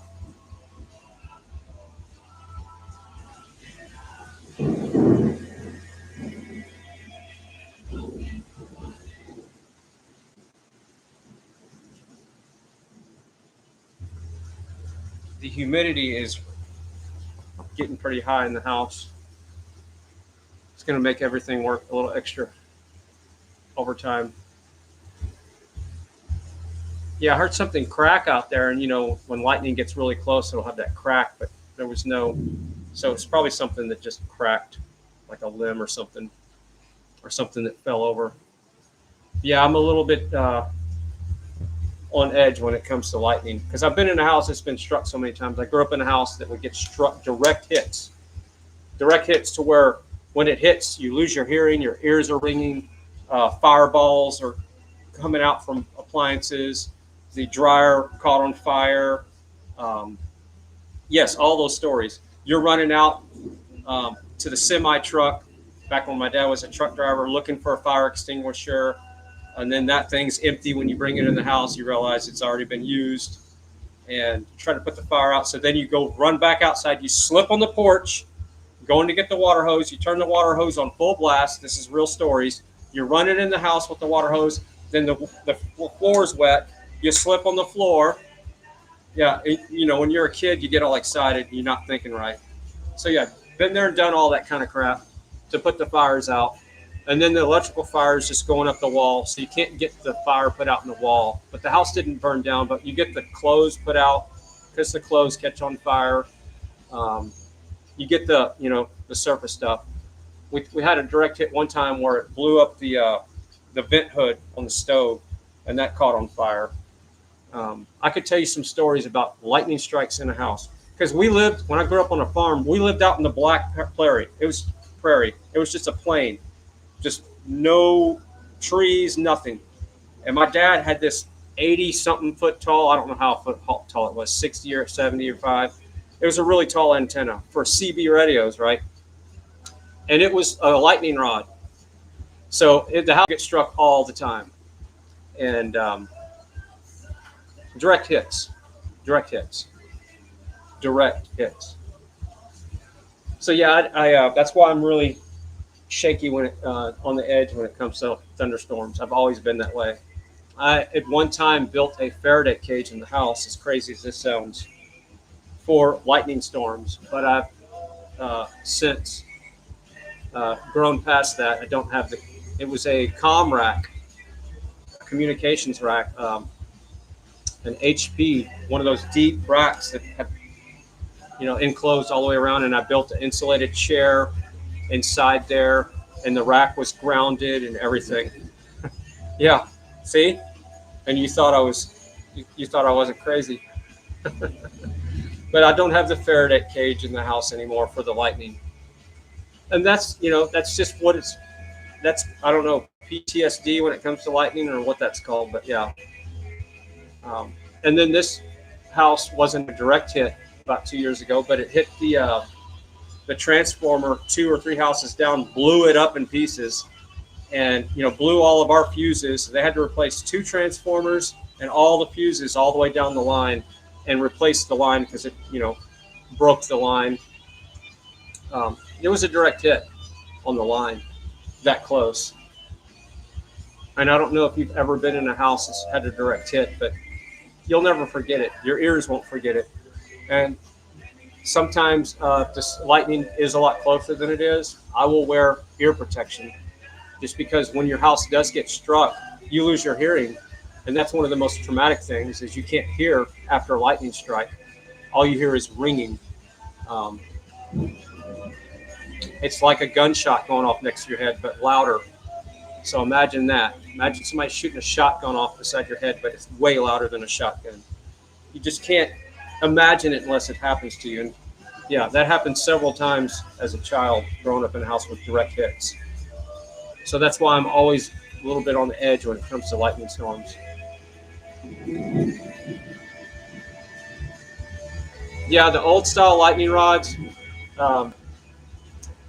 that didn't work. The house had lightning rods. All that shit it just didn't work. So the house had lightning rods. The lightning will just melt the the the lightning rod, the wire and stuff. It just I've never seen that work. Um, yeah, so I can't recommend that um, because I have not seen that work correctly. Because the lightning still gets into your house no matter what. Lightning rods are not, and maybe at one time they worked. All right, that one's a little bit closer. So we, the people, I grew up on a dairy farm also, but never had lightning like that. Oh, I'm telling you, man, I've seen fireballs shoot across the pasture. I've seen plasma balls go through the house. Um, Electricity does crazy things when it's looking for places to ground out. And it's always right after the direct hit or right before. There's some weird stuff that you see when it comes to plasma balls. But yeah, I could tell you some crazy stories. They would sound crazy, but I've experienced a lot of lightning. And yeah, I don't play with lightning. And I grew up around tornadoes, and I've seen tornadoes literally take out our shed.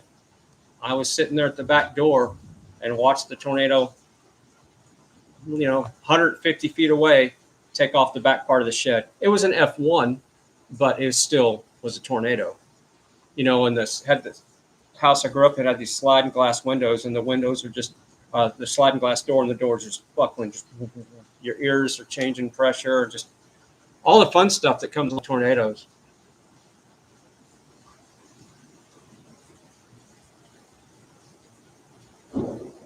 Yeah, I cannot express over the stream and the camera and the microphone the amount of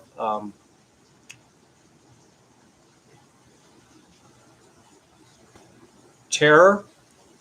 That's the best word that comes to mind when it comes to lightning that I've experienced.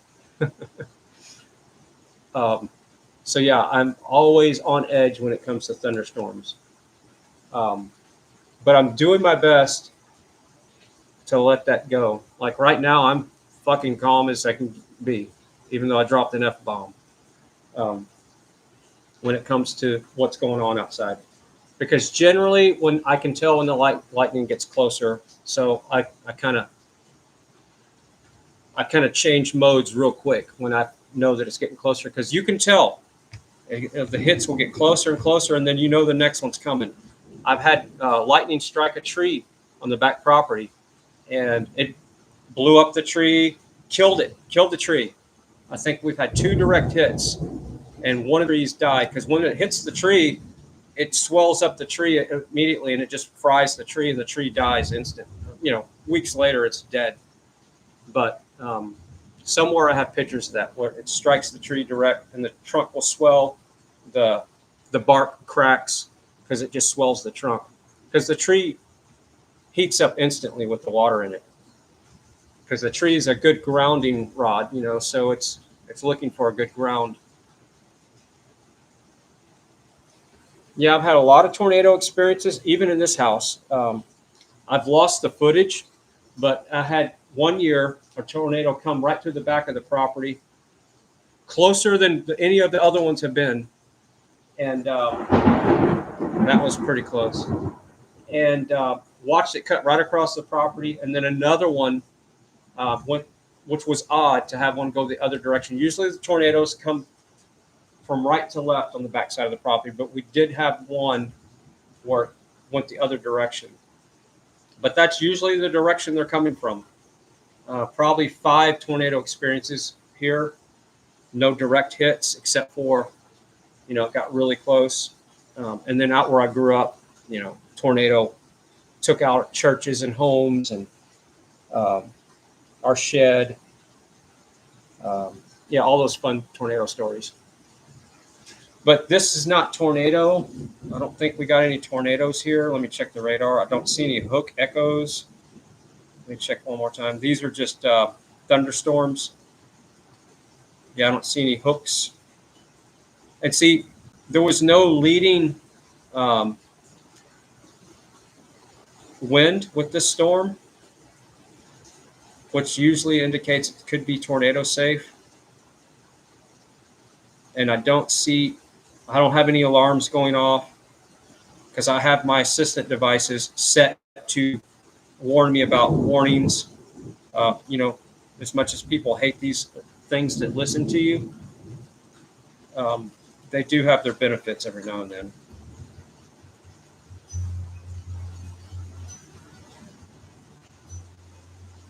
So the lightning is getting a little bit closer right now, but I think I'll be okay. If we could just make it through the day without losing any equipment, I'll be happy. But they are starting to get closer right now.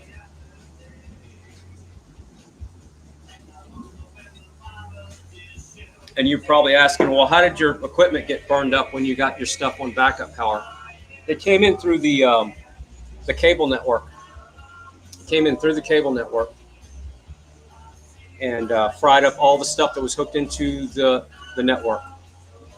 So anything that was hooked into the network got fried up. And the reason why my home theater got fried up is because I had the network coax cable hooked in the back of the TV.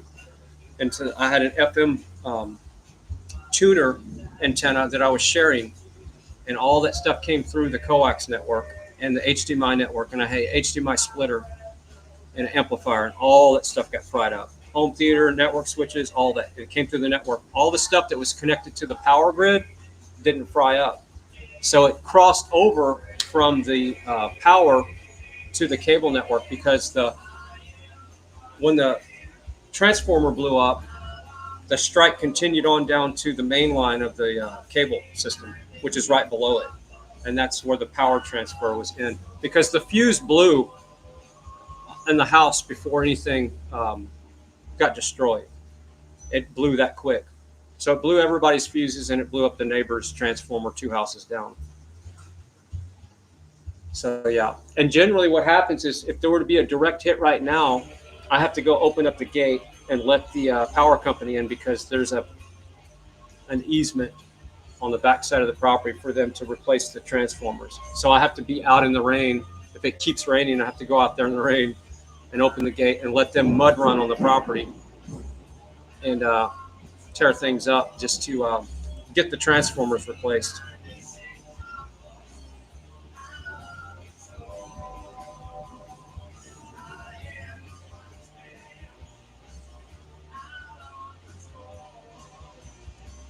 Yeah, talking about the distance of lightning, how close it is. Yeah, and another cool thing about these apps, you can actually see the lightning strikes, how close they are on these apps. So it actually has you can see the lightning strikes. And I'm the blue dot. So nothing close right now. Okay, that one was close. That one cracked. So when that lightning struck hit, I heard it over the speaker, and it actually did some cracking before I heard it. So that crack, that's how electricity works. That crack arrived here before I heard the sound could bring it here. But I saw and heard the crack about the same time. So the light flash and the crack over the speakers happened at the exact same time, which is crazy. That's how fast the static electricity flowed from that lightning strike. So yeah, the lightning's getting a little bit closer. That red part is kind of forming, getting closer to the house. So that last strike was an indicator that the lightning could be getting close to a direct hit on a power line somewhere. So I'm kind of getting a little bit more concerned, but we the people got to run. Take care. All right, man. Take care, and I'll be looking for your stream on Independence Day on the July the 4th.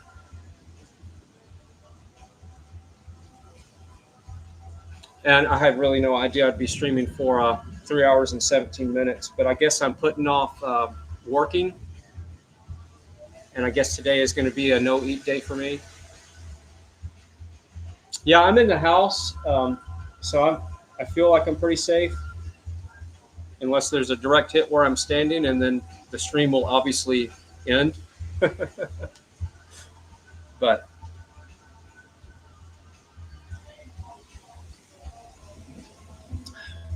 if anybody's restreaming me, just save the footage and take it off of YouTube, because I'm sure YouTube will take it off. So, but just save your backup file and post it somewhere. You got back from a quick run to the store? Yeah, I need to run to the store. I'm out of organic frozen mango chunks, which I guess is a good time to be out if I'm not going to eat today.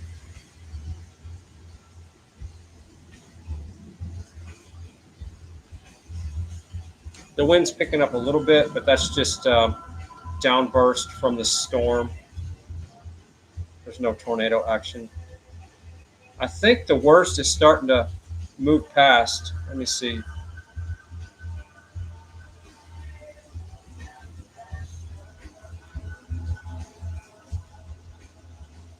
Yeah, I think we're out of the woods when it comes to any really bad stuff. Yeah, no going outside. Do you grow mangoes? No, you can't grow mangoes here in Texas. You can't grow hardly anything that freezes anymore. That last snowmageddon we had, it was below freezing for 17 days straight. We got down to 4 degrees here and 3 degrees in the hill country was the coldest temperatures measured in these areas. And it killed the cactus, melted to the ground. I don't have hardly any cactus on the property anymore. And I had cactus everywhere. I had yuccas. I had fig trees, which they all, killed them down to the ground. They're coming back up from the root system, but they're nothing like what they were. We lost our orange tree, the Satsuma orange that was almost 15 years old. We had beautiful oranges every year. Lost a couple of peach trees. So that snowmageddon about a year and a half or 2 years ago really readjusted my little mindset of what we can grow here and not grow outside of a greenhouse. So there's a lot of stuff that it's getting colder every winter here, and the winters are rougher. It's a good thing I got that wood stove right here too. That's the best thing I ever did to the house. And that was one of the hardest projects I did. Did it myself, but measured 20 times and cut once. And grid down situation, the house still stays warm. And the property produces all the wood I need because I dug that tank back there. It's almost a 1 acre tank. And those creek willows grew up around the tank. And they'll get to a certain stage and then die off, or I can go out there and cut limbs. And I use that creek willow wood and the pecan wood in my wood stove. And it works great. See how the house, the property is pretty self-sufficient when it comes to keeping things warm in the wintertime. But the winters are getting colder here, and stuff is, they're getting more intense. We really haven't had a hot summer. A lot of people have been screaming, "Oh, it's so hot." Not here. I live in this valley. The air comes through the trees, so we cracked 100 here one day, but that's all the highest I've measured. Now you start going downtown, it's 100, 200, 4, because it's pavement, it's concrete, it's asphalt, so it's microclimates. But overall, it's been a pretty mild summer, except for just the lack of rain. So this rain shower is actually a blessing, not because of the heat, but stuff was dying out there. And it might be a little bit too late for some things. I planted some fruit trees a couple of years ago and haven't checked on them in a week or two, but they never really built a good root system up. Possibly engineered weather. Well, it's actually a fact. Today, and that could be another reason why I've been in a funk, but I woke up today and the skies were not blue, and they just had that silvery look, and sure as it could be, they're spraying like crazy everywhere. So And they generally spray in front of these weather events to do whatever they're doing to them. I don't know if they're amplifying them. I don't know what they're doing really, but I know that they're spraying. I know there's geoengineering. That's a fact. You can see them doing it.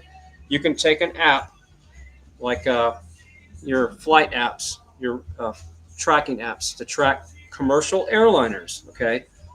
And you can see them playing tic-tac-toe, 5 planes in a row sometimes. I have video footage of them, five side by side, flying really close to each other, spraying in the sky, doing this, blanketing the sky. Those airplanes don't show up on the app. You only see the commercial airliners like the American Airlines, the Southwest Airlines. That's the only ones that show up, and those are the ones that don't spray. The only ones that spray are the ones that don't show up on the app. So they're off-grid airplanes that are doing the geoengineering. They're not on the tracking system, not on the ones that are for the people like us. The peasants don't get the trackers for the geoengineering. So if you're trying to track the airplanes that are doing the geoengineering, you're not going to be able to do it with an app that you can get from the Play Store or your iPhone. So don't think you can track what they're doing. All you have to do is just look up in the sky and see the evidence of what they're doing. So yeah, today was, and the skies have been clear. Here's the thing. It's been kind of spray free for almost a month. No spray in the sky. And I've been telling people, look how beautiful and blue the sky is and the clouds. I had pictures where the contrast of the blue perfect sky and the white fluffy clouds, like real clouds. Like, wow, I almost forgot what they look like. And today, the skies were gray when I woke up. They were spraying. It just had an icky feel and this, bad vibes. And here's this rainstorm. And it came out of nowhere. Like out of nowhere. Because I looked at the radar earlier today and it's like, there's no way it's going to rain. They were saying on the radio this morning when I was in the shower, pretty good chance of rain today. And I go outside and go, other than the geoengineering, the spraying, I don't see any instability in the atmosphere. Nothing. No instability. Not a single cloud except the high spraying crap that they were doing. And then all of a sudden out of nowhere, boom, it just pops up. It's just kind of crazy. So yeah, some weird stuff going on with geoengineering. I don't know how they do it. I don't know if it amplifies an event or makes an event occur. I could not ever prove or disprove that, but I know that I did see spraying today, and we're getting rain. So that's a connection there. That's a fact. So who knows? But yeah, today was a big spray day, big time spray day. I wonder if they're using drones. No, they're using white aircraft. I have pictures of it. I have video footage, really high clear footage of their white unmarked. They kind of look like a big commercial airline, but they're always white. And some of them, and when they're doing it, they have their tracker planes. They have planes that fly in the sky that you never see when they don't spray. But when they're doing heavy spraying, you'll see other smaller planes with the black bottoms flying along that always look exactly the same. And they're doing it with, I don't know if these planes are assisting the system for their transponders or if these planes are measuring barometric pressure, jet streams, but they're too low to measure a jet stream. These are usually like a Cessna or something to that effect, a puddle jumper. And you don't ever see them whenever they're not spraying. So I've made that connection too. And I used to call them assist planes or tracker planes, but I've seen it too many times for it to be, okay, it's a coincidence. No, I see the tracker planes flying way lower than the ones that are doing the spraying. So I don't know. There's something to that. Good documentary. The dimming explains a lot. Yeah, there's so many documentaries. I've been researching and in the know about geoengineering since the late 90s. And I have thousands of pictures and evidence. And I have stacks of documentaries in DVD form, some in VHS. That's how long I've been researching it. And then stuff just I've downloaded from YouTube. And there's the Global Dimming Project. I haven't seen the documentary called The Dimming. I'll have to check that out. But geoengineeringwatch.org, he does a 1 week radio show, Dane Whittington, and how he woke up about geoengineering is he purchased one of the largest solar arrays in his county, and he hooked it up to his house, and he started discovering that he was not getting the power that he was promised from the solar installer that installed it. And he started looking up at the sky and seeing the geoengineering. And me having the same experience with solar, the geoengineering will lower your power intake, sometimes 40% to 50. Most of the time it's 40. So if you're supposed to get 100 watts from that one panel, you might be getting 70 to 60 watts. Okay, that's just kind of a ballpark figure. And see, he noticed the same thing with his array, and that's what got him into researching geoengineering. Now he's one of the biggest guys talking about it once a week. He has a radio show dedicated to geoengineering, and I'm pretty sure it's called geoengineeringwatch.org or something like that. Dane Whittington is his name, but he has a weekly show about it, and he shows pictures. So on his YouTube channel, it's just a 1 hour talk, because you can run it over your radio station, and then he's flashing up pictures of geoengineering during his 1 hour talk. It's a real thing. You know, the slang street term for geoengineering, the streaks you see in the sky, the evidence of it's called chemtrails. And I like to stay away from that slang word, the street word of it, because that has a stigma and a label that is but geoengineering is actually a real thing that's going on. And yeah, they're not stopping. And what is it doing to our food system? And here's the thing that really gets me. I'm just going to rant about this for a second. The people that are talking about green, green, green, green, go green, go green, go green, go green, go green, never talk about geoengineering ever. Now, the same people that are forcing solar panels and windmills down your throat are the same people that never talk about geoengineering. But notice I have solar panels, and I'm not saying they're green. Solar is not green. The way they produce solar panels and batteries is not a clean technology. But I have solar panels. My first solar system I bought from Craigslist used. I would buy panels. My first 2 systems I bought used panels. I went to the guy's house, take them off of his array, took them off, put them in the truck, rebuilt the system here at the house. I did 2 systems that way. I bought them used, and I bought them used because I didn't want to buy new panels that had to be produced to produce new crap. So as my system got bigger, I started buying new panels, 1 at a time or 2 at a time from the internet. But my point being is solar is not clean, but solar allows you to produce your own power when the sun is out. So it allows you to have a backup system of power. So there's nothing clean about solar at all. Nothing at all. Nothing at all clean about solar. But when you have a solar system at your house and you produce your own power like I do, you really know when they're spraying and when they're not spraying, because the amount of power you're getting from the sky, the sun. So the sun juice can't go through the clouds when they're spraying. On a cloudy day, you're not going to get hardly any power from the sun. But when they're geoengineering and they're spraying, it's a 30 to 40% reduction depending on the angle of the sun, how far it is away from you, and how much spray they're doing. So again, that's one thing that really bothers me about geoengineering. It's just the selfish fact that I don't get as much power from the sun when they're spraying. The biggest thing is what is it doing to our lungs, our food supply, the trees? And they're spraying barium, strontium, and aluminum are the 3 main ingredients that they've been finding in high quantities in this aerosol spray, because it comes down to the surface in the rain and in other forms. And there's also a lot of people been finding webs. But I think they've since changed the chemistry of the way they're spraying, so the webs are not showing up as much. Oh, that's work. Hold on a second. This is Gary Garver. Yellow. Hey.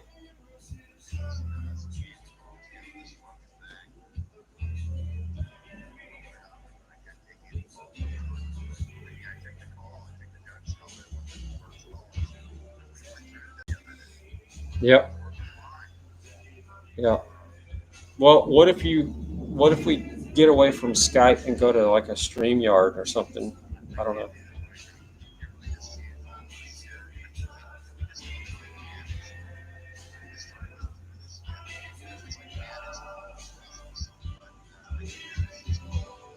All right. Well, I've been on a live stream. I'm live right now, and I haven't done my nightly workflow. So, is this going to have to be something that's done tonight?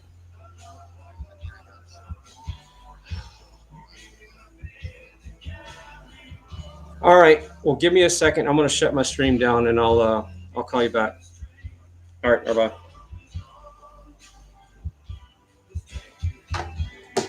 Anyway, so I got to shut the stream down because I got double work now. I got to fix a big technical problem with the studio, and yeah, everybody remember Gary Garver? He was the one of the street reporters for Howard Stern. That's whose studio I'm going to be working on. Anyway, so yeah, check out Gary Garver if you don't know him. He was with the Howard Stern show for a long time. He was one that actually got some pretty good footage of what's the guy that supposedly the guy in the Bronco. Help me with that. The guy in the Bronco. And he might have killed his wife. Come on, somebody help me out with that. Anyway, O.J. Simpson. Anyway, so Gary Garver at the time when he was still working with the Howard Stern show ambushed O.J. Simpson on a golf course, and the footage is still running around the internet. You can find it, and I think that's whenever Gary Garver and Howard Stern separated because it was kind of bad optics for Howard Stern because of the way the whole the whole thing went down on the golf course. So that's whenever I think they let Gary go. But yeah, he was one of their head street guys, interviewers out there for the longest until that happened. And then he started his own show called Controlled Chaos, and he's been with the radio station for I don't know, probably 10 years now. But he's got problems with his calling system in his studio, and these calls usually last 4 hours. This tech issue because there's something going on with the way Skype is routing the calls into its system, and I'm not looking forward to it at all. And I have to do my work still, so I'm not a happy camper right now. So I'm going to be working and doing a tech call at the same time because I got to get my log done before 11. Yeehaw! So much for having my own free time today. Right now, I could be dropping lots of F-bombs, but I'm not. All right, love you all. I don't know what I was talking about at the time, but I'm too torqued out of shape to even think about it now. But I don't care at this point. All right, see y'all later. I don't know when I'm going to stream next, but I'll do my best to stream tomorrow. And yeah. Later, everybody.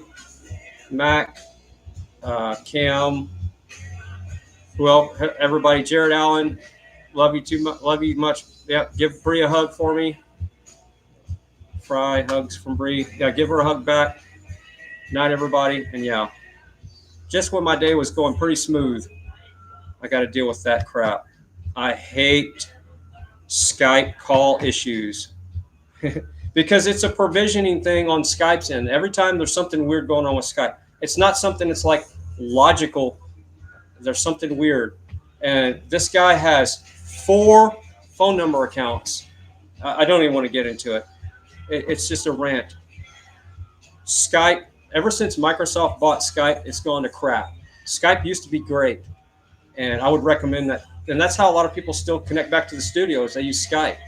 But in his case, he's using the Skype phone number thing where you have to pay for the phone number, but it's not merging the calls right. So it's a stupid thing on their end. It's not something that I've hooked up. It's not my STLs. It's not at the studio. It's something that Skype's doing with their software or at their, you know, if their server in, it's not merging the calls right lately, and it's just really like I said, the last time I had to work with this last week, the same problem. It was a 4-hour ordeal, and we tested it out, and everything worked after that. But now today, he couldn't take calls with one of his shows. So, good night, everybody. Sun Honey, Doe Show, later, dude. Nightbot, appreciate you coming in here. Hector, Judy, Jared Allen, Earthlight, Mac, something or another. I don't know how to say that. So yeah, and everybody else that I'm missing there, Kevin. I'm scrolling up here. I see Judy. So yeah, I don't think I've missed too many people, but all right, love you all. Deborah Jeffries, Keys, night, just got here. See you soon. Yeah, you caught me when I'm really not happy right now, and of course I haven't eaten anything today, so I'm definitely not going to eat today. That way I can continue my my fast. But yeah, I need to start fasting every Monday. That's what I used to do. I used to fast every Monday 10 years ago. I'm going to start doing that again. Cleanse the system. Love y'all. Goodbye. Got to work.